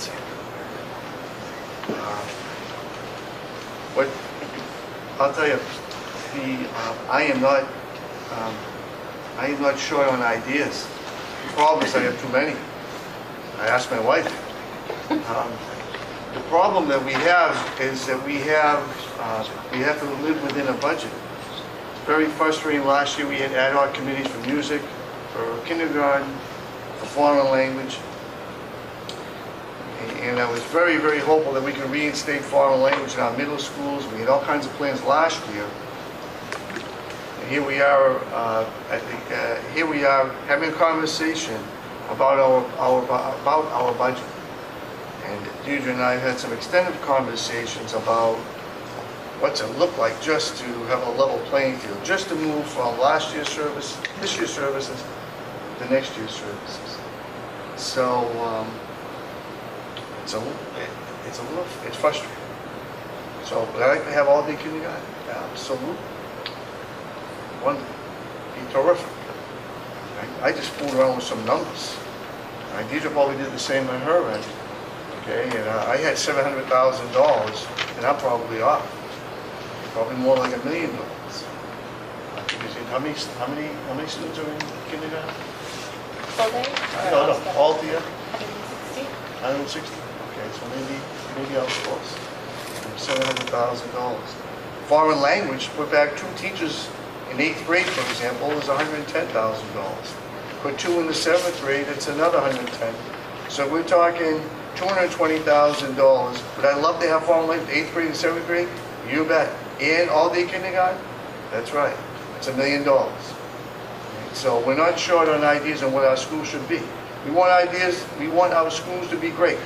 I said at a meeting this week that we said training on Wednesday, which is yesterday, that I said that I talked about go from good to great and great to greater. I haven't given up on that at all. I just don't wear it out. But my expectations are still high and my spirit is still high. Yeah, but I just wanted to know that not sort of, but the reality that at least my office has to deal with. And so, is it a crumb to ask for 15 more minutes? I suppose one way of looking at it. I look at it a little differently than that. And I look at it as 45 hours that students don't have this year. So I like to add 45 hours to our kindergarten program by adding 15 minutes to our half-day session. And that's, and certainly, Amy can talk about this, but Amy shared with me that the teacher who's overseeing the half-day program knows where that 15 minutes could be added in the area of literacy and reading and writing. So if someone says, well, 15 minutes is really not that much, at the end of the day, the kids put their coat on. We talked about this, and there's higher expectations. It's at 15 crucial minutes. And it's 45 hours, I think it's 45 hours over the course of the year. All right, I look at it this way. I believe I get the math right. 15 minutes is a quarter of an hour. A quarter of 180 days is 45 hours. Right? Okay, you got it. Thank you. All right, Amy, do you want to add to it? Sure. Well, we did look at adding 15 minutes, and basically we feel that that will be a time where the kindergarten teacher or teachers, depending on the enrollment of the half-day program, can offer added interventions, particularly to students that might need additional support with guided reading or acquiring their early literacy skills. In speaking with Mrs. O'Malley, one of the half-day teachers, she was very encouraged that the work period that she has where students are going off and independently practicing at centers, and when she pulls students up for guided reading groups or for skill work and they're sitting with her, that really realistically could be a whole other group of students every single day that she could meet with. So although 15 minutes may sound like a short amount of time, the half-day program is only 2.5 hours to begin with, and we get a lot in. So we will be sure to get a lot more in, even if it's only an additional 15 minutes. And we're already starting to look at just how that schedule will flush out.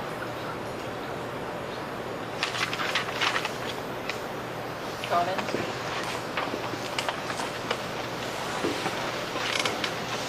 What, do we put a price tag on this 15 minutes? There is no price tag on 15 minutes. We're able to provides the same transportation and level of services regarding transportation, provide the same educational program, improving and increasing the time on learning by 15 minutes without impacting any of the specials such as art, music, PE, etc. So there is no cost to do so. In the 15 minutes, we're going over the mandates, right?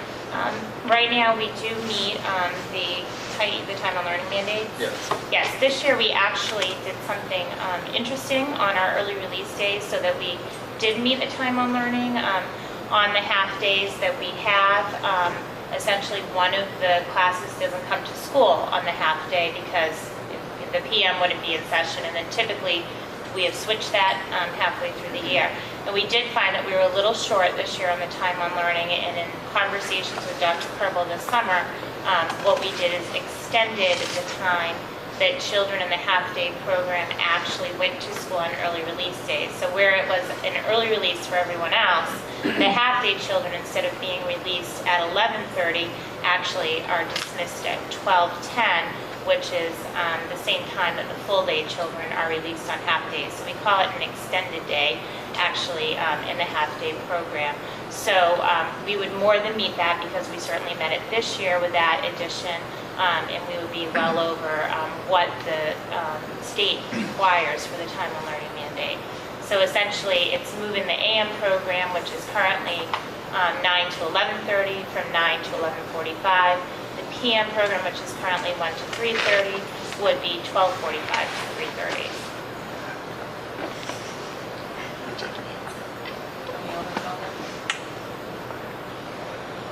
Can I call myself? I was part of the ad hoc committee, and I think that,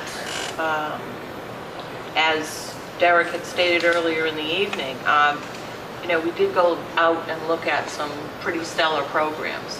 And we came back, and I think this 15 minutes is a really good beginning.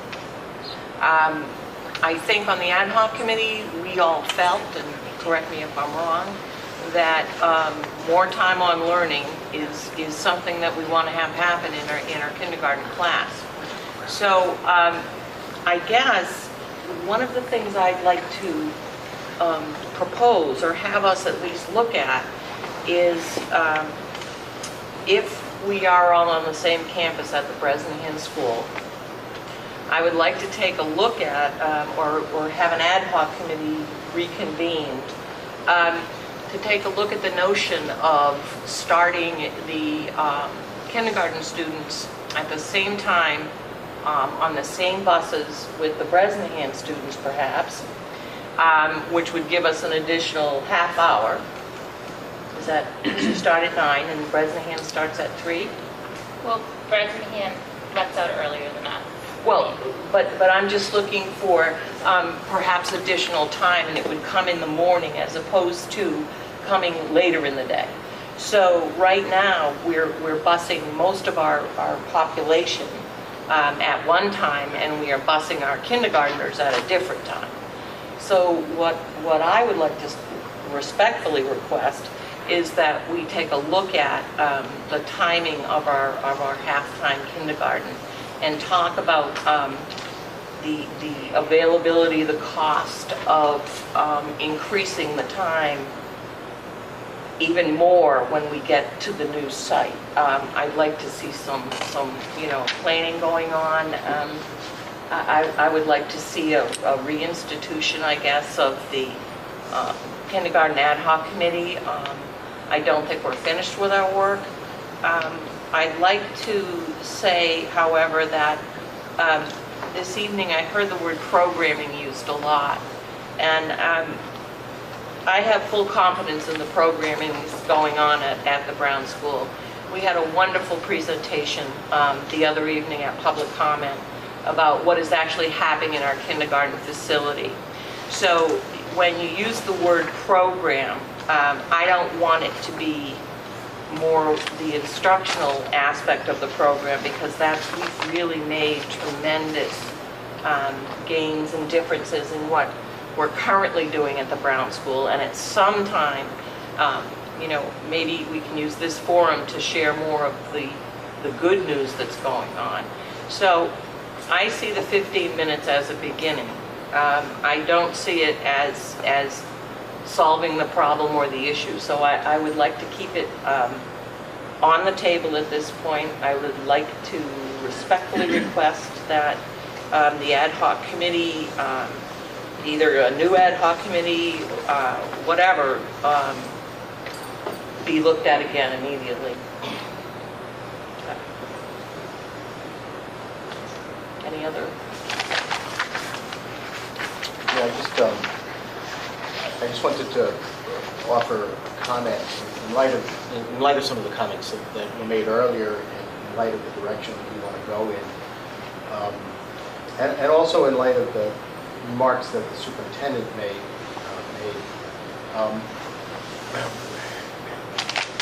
Having been here a long time, there are certain fundamental inequities that challenge our community. And one of those inequities has been Chapter 7 funding from the state. As long as I've been on the school committee, we have been reimbursed by the state at almost the lowest possible level that they reimburse communities for Chapter 70 funds. We get about $3.1 million in Chapter 70 funds, and everybody knows that before we ever see that money for our schools, almost more than 50% of that is set aside to go to charter school. Amesbury gets $8 million in Chapter 70 funds. Georgetown gets over $5 million in Chapter 70 funds.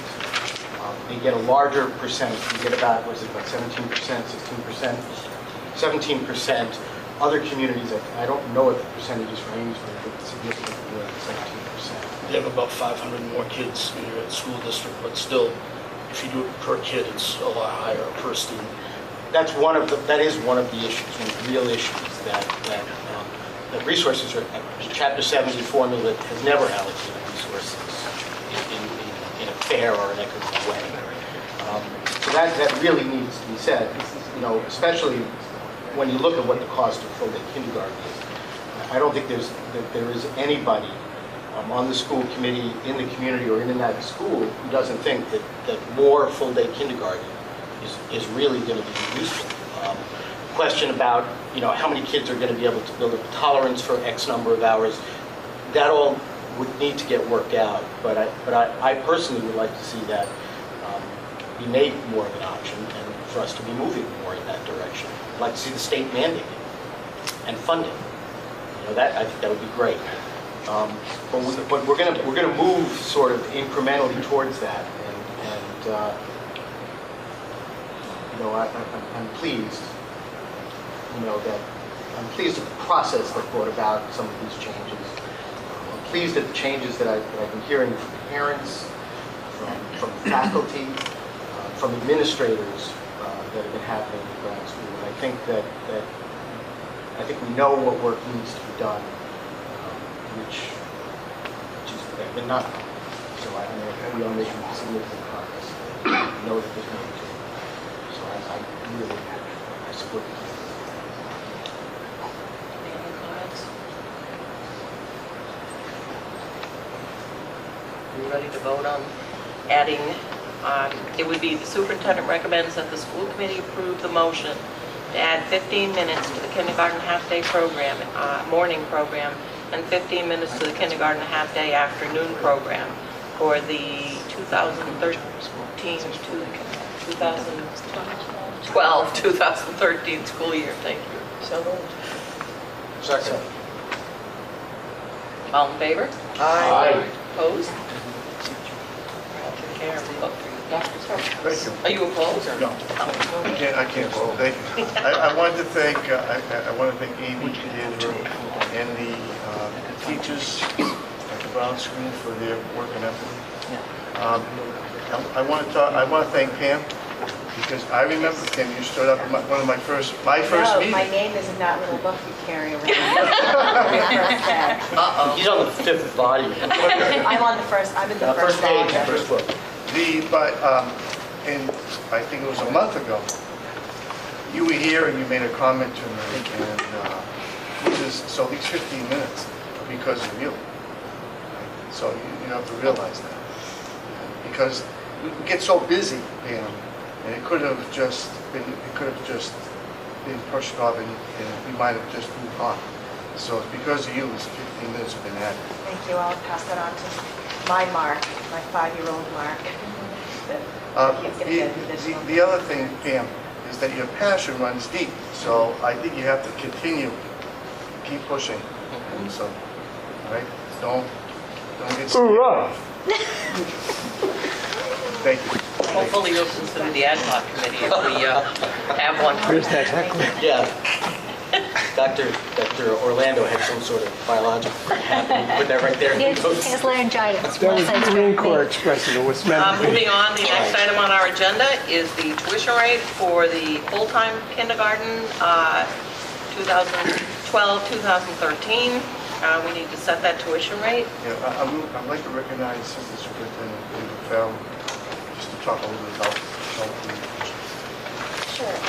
Each year, the school committee votes to set the full-day kindergarten tuition rate and other tuitions and fees that will be brought forward to you. The kindergarten tuition fee is done now because registration occurs within the next few weeks, as opposed to setting transportation and athletics, which don't happen until September. So it's an issue of timeliness. I met with Principal Sullivan and we talked about the tuition rate, which is currently at $3,500. When we presented to you the preschool model change for next year and the tuition for next year, we based that tuition on the current kindergarten full-day tuition amount.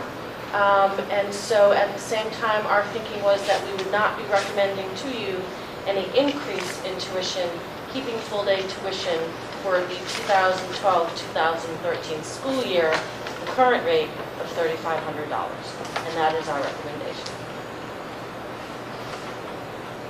Motion to approve? Motion to approve. Second. Discussion? Yes. In past times when you've presented your recommendations, you've also accompanied the recommendation with a competitive chart in terms of what tuition is for private kindergartens. I know we did that exercise for the preschool, but for the kindergarten, do we have that information? I do not. When we went to increase it, we presented you with competitive rates for the purposes of increasing it. But we didn't feel as though at this particular point in time, based on the new model that we're putting forward to preschool, or for preschool, that we would be recommending an increase, so we didn't collect that data because of that. But I certainly can do that for you if you'd like. And for Mr. King? Just a comment, I would commend Deirdre and Amy on that, and these times keeping the rate steady. And this isn't the first year, this isn't the second time. It shouldn't go up last year either, right? Not, it went up the previous year from 3,500, I'm sorry, excuse me, 3,300 to 3,500. Well, I think it speaks to the school and leadership and keeping costs down, in spite of the fact that those teachers are qualified for possible increases or whatever there are increased costs. But you obviously do a good job constantly maintain that tuition. I think that's commendable. Any further discussion? Are we ready for a vote? The current tuition rate for the full kindergarten program is $35,000. $3,500. All those in favor? Aye. Opposed? Aye. Motion carries.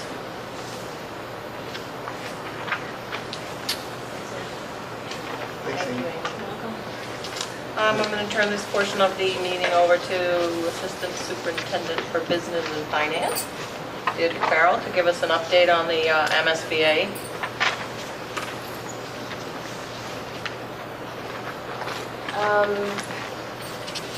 The update for MSBA is as follows. We've had some additional meetings since last reporting out to you.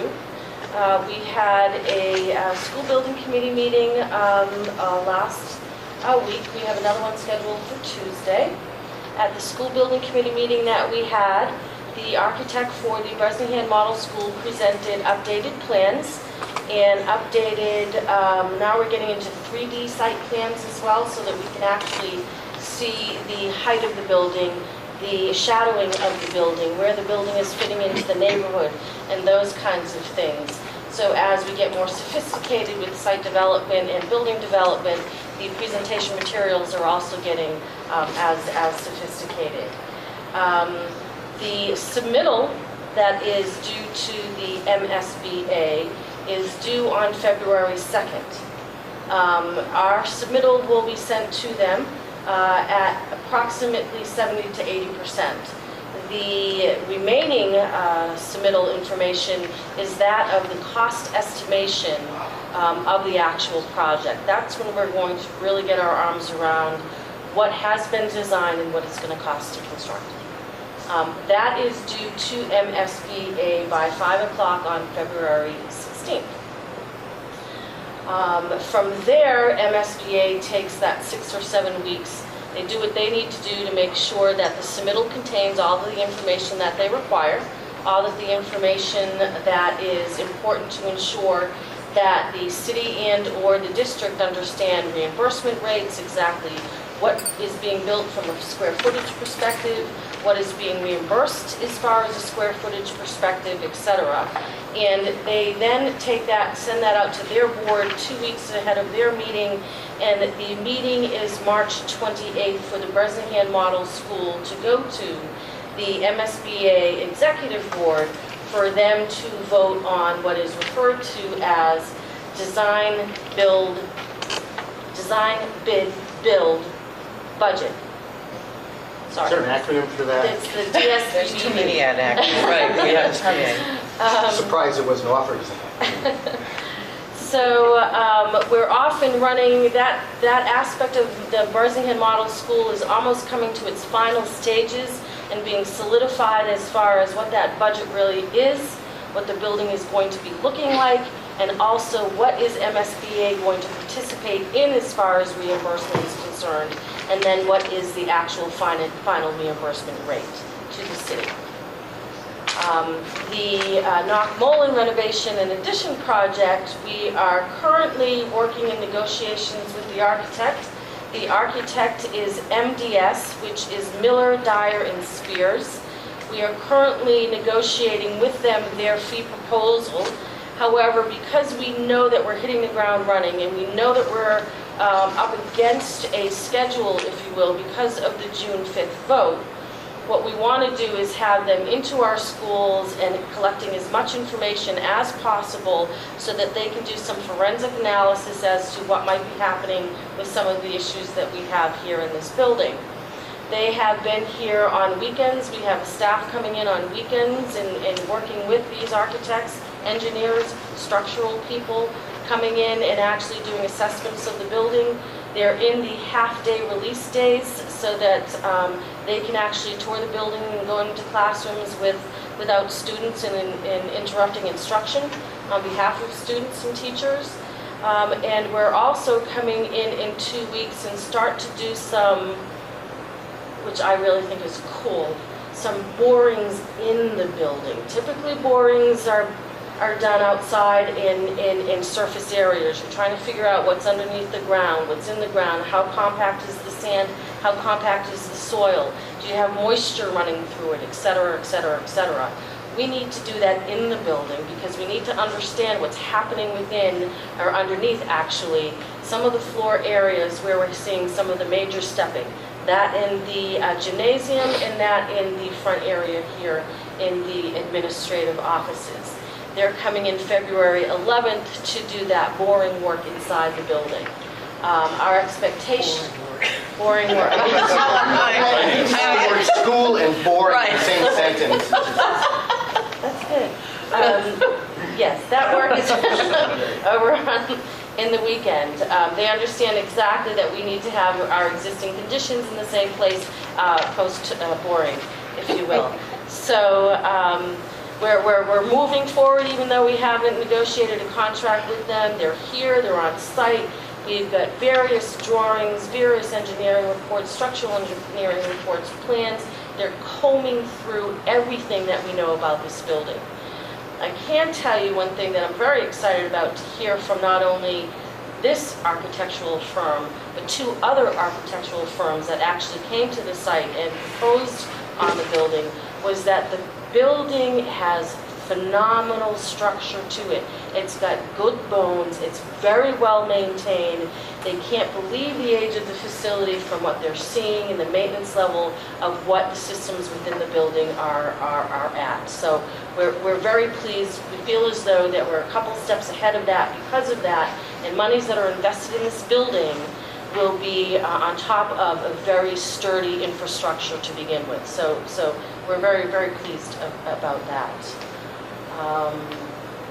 Again, we have a meeting next Thursday night to review some things, to approve the delivery of special education services report that I will send to you, as well as the educational program report that I will also send to you.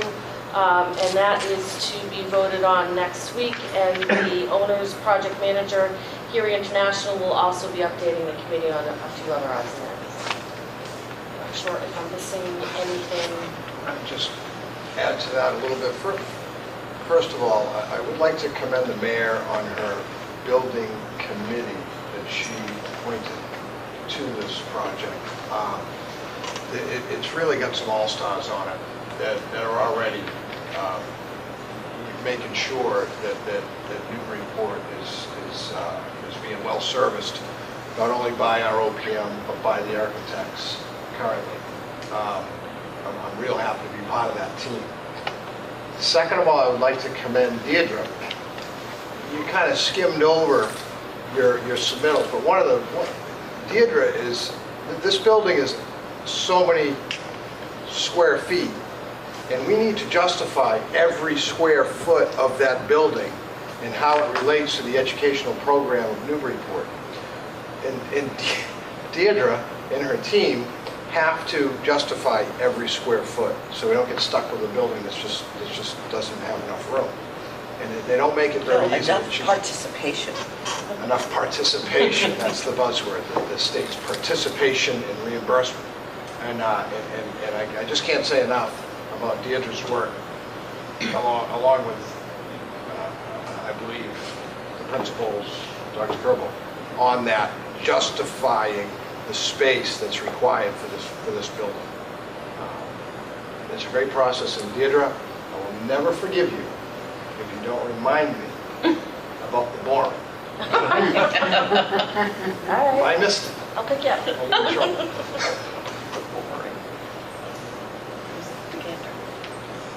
This report is, I think, very exciting.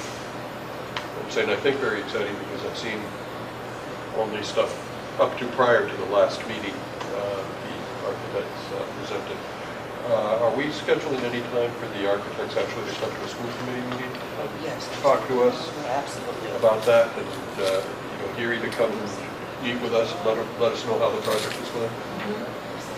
That would be very helpful. The drawings are coming in and solidifying, and the site's taking place, and the traffic and vehicle study is finalized. The boring reports are in, and those kinds of things. Things are actually solidifying themselves. So that's to happen next. I can tell you that yesterday I was at the Brown School faculty meeting showing them the same drawings that I had emailed to you for the website. Last week we were at the Bresnahan faculty meeting, speaking to them, showing them the latest and the greatest as far as design, and certainly the next step is to get here to the school committee level as well. How much time is spent, I'm sorry, just a follow-up question on that. I don't know whether it's the architect, maybe you and Angela on the tag team talking about, I've heard from some of the teachers that were very excited about seeing the plans, which it is, but again, probing them as to what was happening in the classrooms and how the classrooms were designed. I don't think they understood the implications of some of the design choices that we've made that are included in that model school and the impact that it has on their teaching. Has that been a part of the discussion?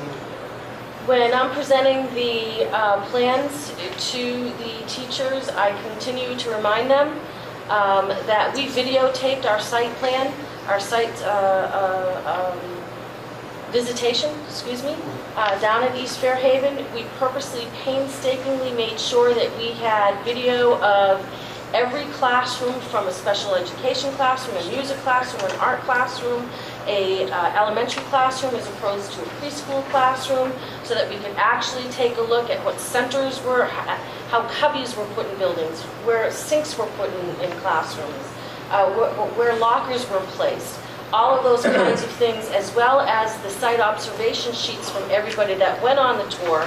And then I pick out the teacher that also went out on the tour and say to the teacher, would you like to update your fellow teachers on anything that excited you about the East Fairhaven tour?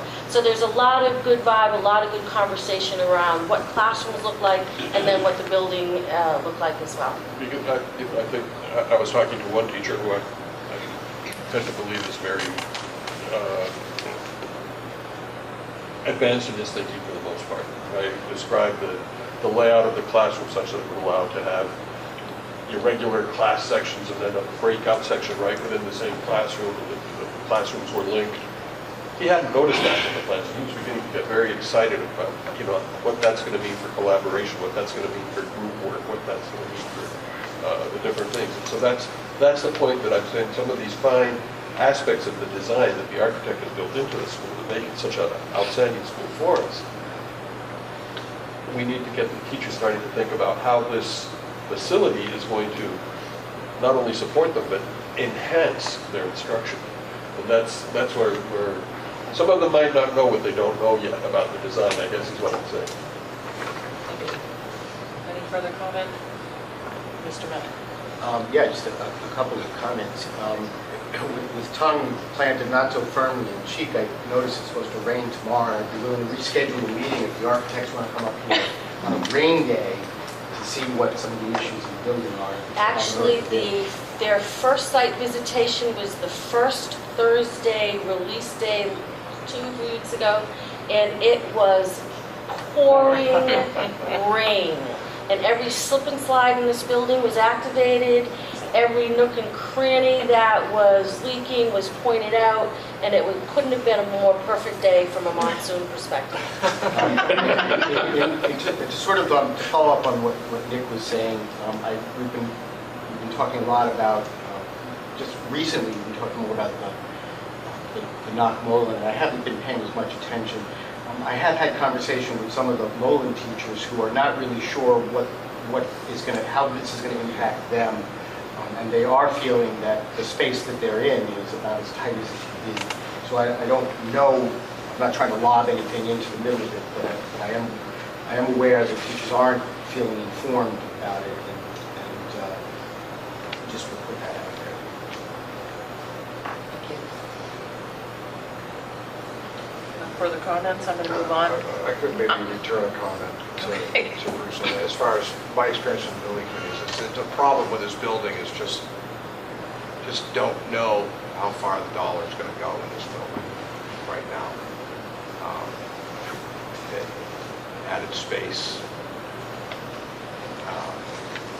It's not off the table, of course, but sprinkler systems and heating units and abatements and borings. It's tough to say where that's going to fall. No, I certainly understand that. I also understand that, how the programming fits and what's happening in the building is an important part of the conversation. So I appreciate that. I'm going to move along. Maybe what we can do in a subsequent school committee meeting is have this, as a full-blown agenda item, and maybe we can look at the drawings and, have some conversation about that. We're at the point of our subcommittee reports. I'd like to start with Mr. Fold. Sure. The chair of the finance subcommittee. Thank you, Vice Chair. We had our first meeting on January 13th, and originally it was going to be an organizational meeting, but we decided to really get started with some action goals. One of those just elaborating on the finance subcommittee goals that we had determined in the meeting the week before, or the few days before, I believe it was on January 10th. We decided, obviously, to reestablish the monthly meeting, which will include reports from Assistant Superintendent Farrell, with the idea that we'll provide transparent context. We also want to work to increase Finance Subcommittee interface with City Finance Team and City Council. And we also want to incorporate and begin school site-based tours and budget meetings for the month of March.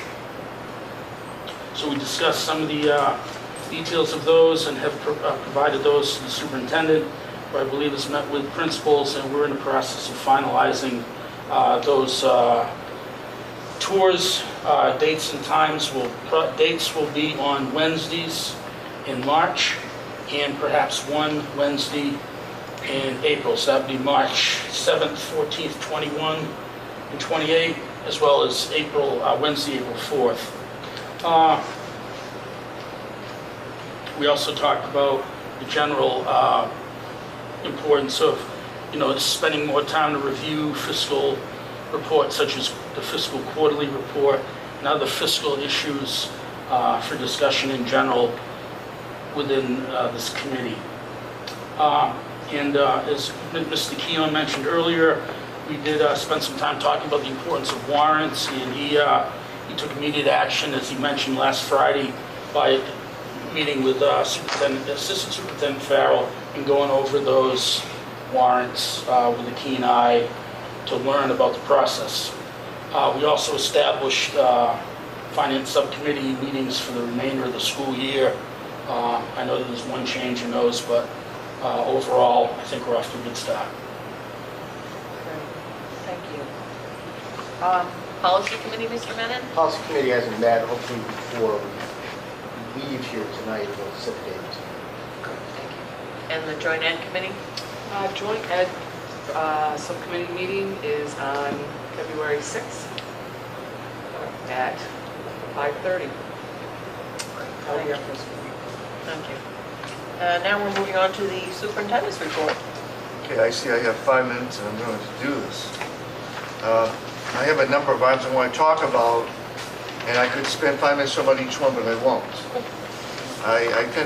Many of us here attended the Martin Luther King breakfast, and I thought I was very impressed with the number of people that were there. The presenter, the keynote speaker. I want to recognize Debbie Zabo for receiving the Nancy Peace Prize Award.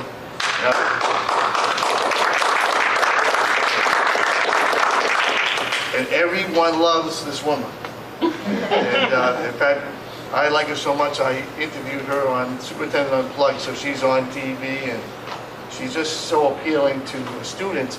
And it just struck me at the very end of the breakfast, all the students were around her, and I was very impressed with the students who just expressed their views from the balcony, and underneath the balcony. The kids were just, they have great character, and it showed. I just want to talk about a parent campaign. It's coming out from the Youth Services.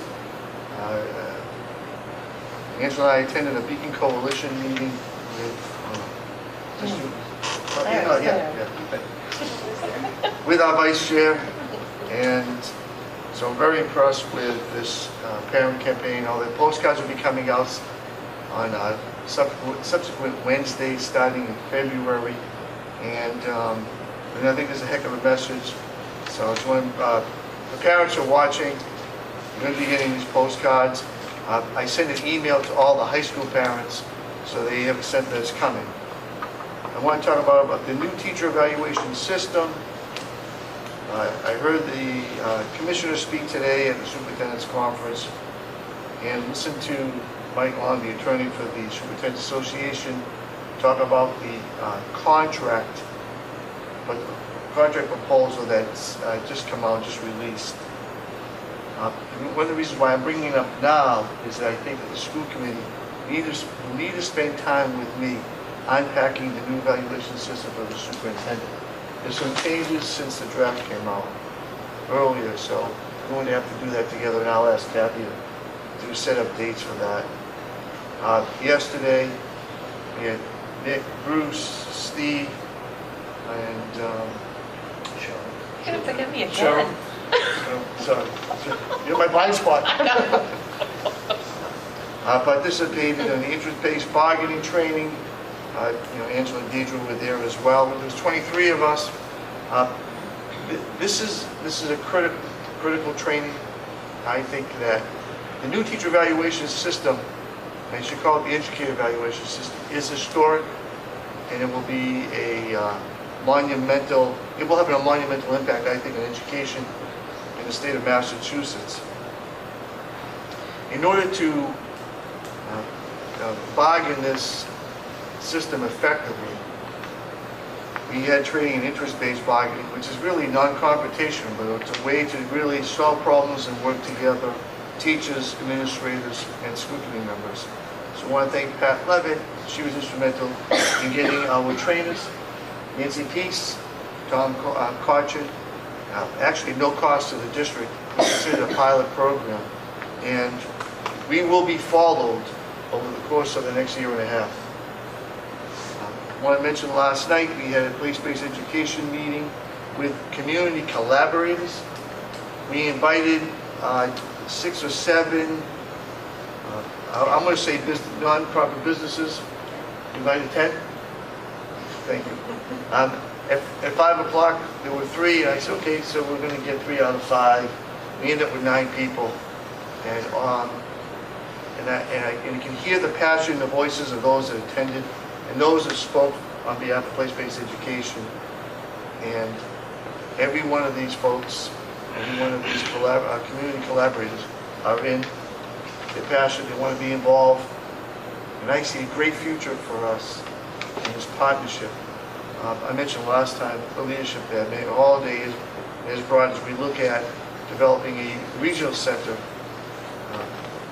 in Newburyport, the United Place-Based Education. Lastly, I want to talk about the Globot Scholastic Award. We talk a lot about sports here. And so I want to read the names very quickly of the 2012 Boston Globe Scholastic Art Awards. And help me with the names if I make a mistake, please. Gold key recipients are Jordan Bensley, Nora Casey, Connor Garvell, and Olivia Jackson. The silver key recipients are Taylor Abatil, Brian Brendan, Ella Clayton, Molly McGinnis, and Elise Ogden. Honorable mentions are awarded to Emma Bartol, Felicia Bochetto, Charlie Cabral, Gabrielle Cole. You know that? Is that your daughter? That's your daughter? Yeah. Your wife must be very creative and artistic. That actually comes from me. You should see his doodles. They're great. I couldn't resist. Conway Kelly, Delande Kelly, Albert Delaney, Blake Quintal, and Stephen Simpkins. Congratulations to our students. That's a big deal. Thank you very much.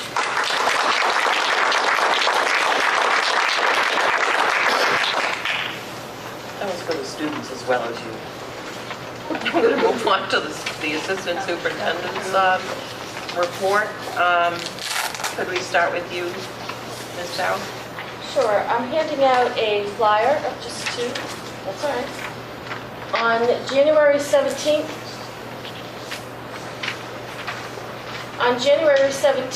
a presentation by Dr. Englander was made. We entitled the presentation, Bullying and Cyberbullying, Our Students, Our School, or Our Kids, Our Community. And the flyer has some important websites and some important information for parents and families in regards to this very important topic. It was very, very well attended. There were at least close to 95 to 100 people. I had made 100 of these brochures. Not everyone took them, and I only had the ones that I'm handing out to you left. So we were very pleased with the attendance. I greeted people, and then as they were exiting, I did probably the quickest exit poll someone could possibly do, walking them and walking out with them, but they found it to be very, very informative, very, very helpful. Dr. Englander is a nationally recognized expert on the topic, and the topic of bullying and cyberbullying, but also working with parents in regards to the issues at hand in dealing with families and working with them to provide solutions regarding the very important subject matter of bullying and cyberbullying. She also is the director and founder of the Massachusetts Aggression Reduction Center at Bridgewater State University, and has a lot of training and resources for school administrators across the Commonwealth, and was quite involved in the legislation that was passed in 2009, working with the legislature. So she brought some wonderful expertise, wonderful conversations that evening, and again, it was very, very well received. Spoke from 6:30 to 7:30, 7:30 to 8 was Q&A, and there was a lot of good participation with the audience. So it was a really good presentation for the community. Taped on Channel 9, sorry Bruce, excuse me, and it's being replayed. You can also click on it on its website if you weren't able to attend. You can see it on the PortMedia website as well, if you'd like to take a look at that. Great, you have to do that.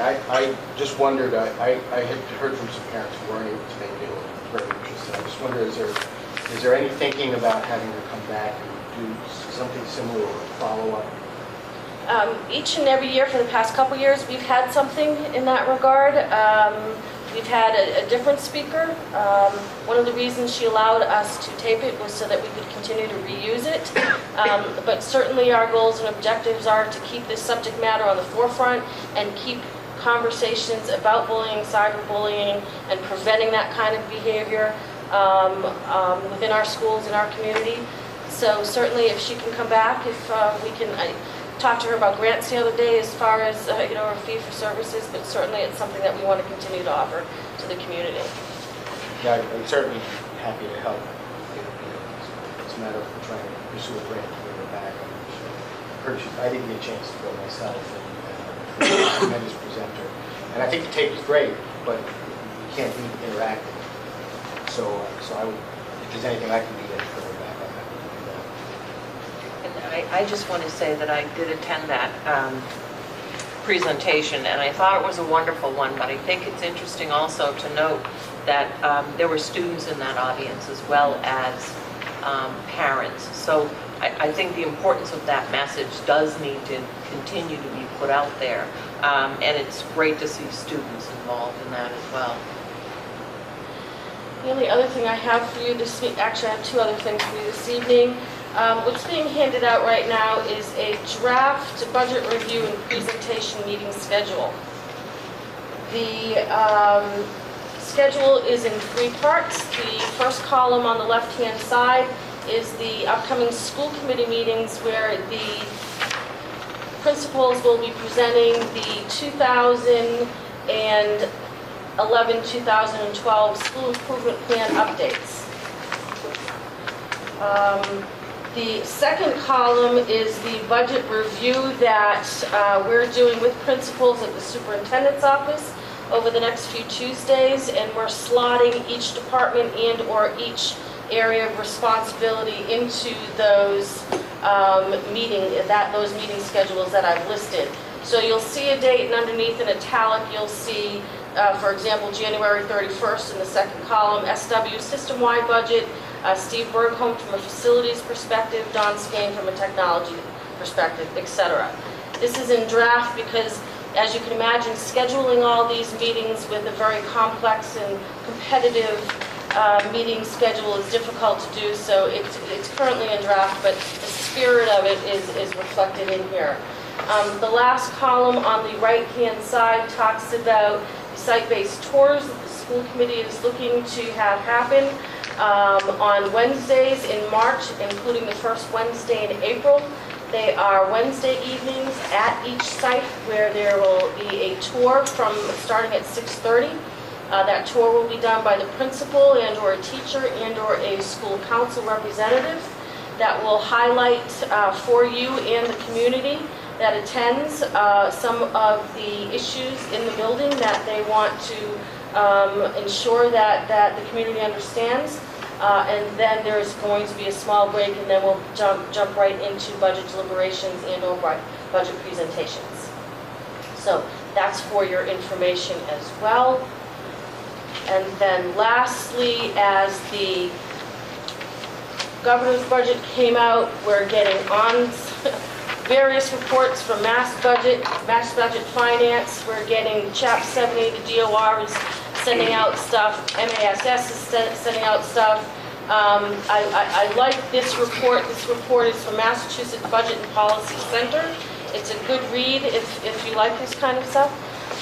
But it will also provide you with what we're potentially facing in regards to the legislative process moving forward and what kind of impact we may be seeing and hearing as we move forward in the legislative budget process that definitely is going to trickle down into local aid and into local communities. Thank you. I had to add one piece. I want to thank Deirdre for the presentation, and just want to make something about the budget. So parents at home that are listening to what we're doing, the principals are working with staff in terms of developing their school budget. We have our Angela is meeting with principals to talk about programs. Karen Brand, Director of Special Education, is meeting with principals to talk about special education. There's some specific goals they each have in mind. Deirdre is meeting with each principal as well. Then what we will do is, in my office, we will, four of us will meet with the principal to have a fresh set of eyes and look at the budget in total. Okay, then we'll come together and start putting things together as a district. So just give you a sense of what we're doing. Okay, and then Deirdre's laid out quite very nicely when we need something. Thank you. It's a lot of work. Thank you. Assistant Superintendent Angela Beck. I told you, I've given you the science update, and I will very briefly tell you, we're doing a lot of work around the new teacher evaluation system. We have a couple subcommittees formed around that that's joining into one larger committee, and that committee is really focusing on how this will all be rolled out to the larger school community. But at the same time, we are also working with Research for Better Teaching to improve or enhance our supervision and evaluation skills as administrators in the district. And we had a training around that recently. We've been, I think that's our fourth training that we've had so far. And it really is a wonderful opportunity for administrators to talk about how they define each component of an evaluation system, and it helps us get on the same page, basically, so that we have the same understanding. So we're looking for the same things, that we're defining the language the same way. So that's been very powerful.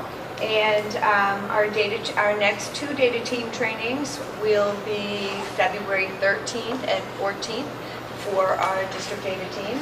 And those building-based teams have already started their work independently. So they're delving into some data that is relevant to either their level. The elementary teams are working together as they start so that they can start to see the continuum of data results right through the elementary schools, and then the middle school team and the high school team are working independently, looking at data that affects their building.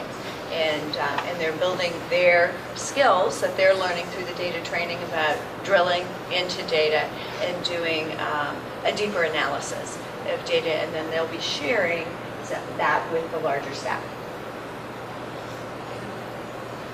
Thank you. We have reached the end of our agenda.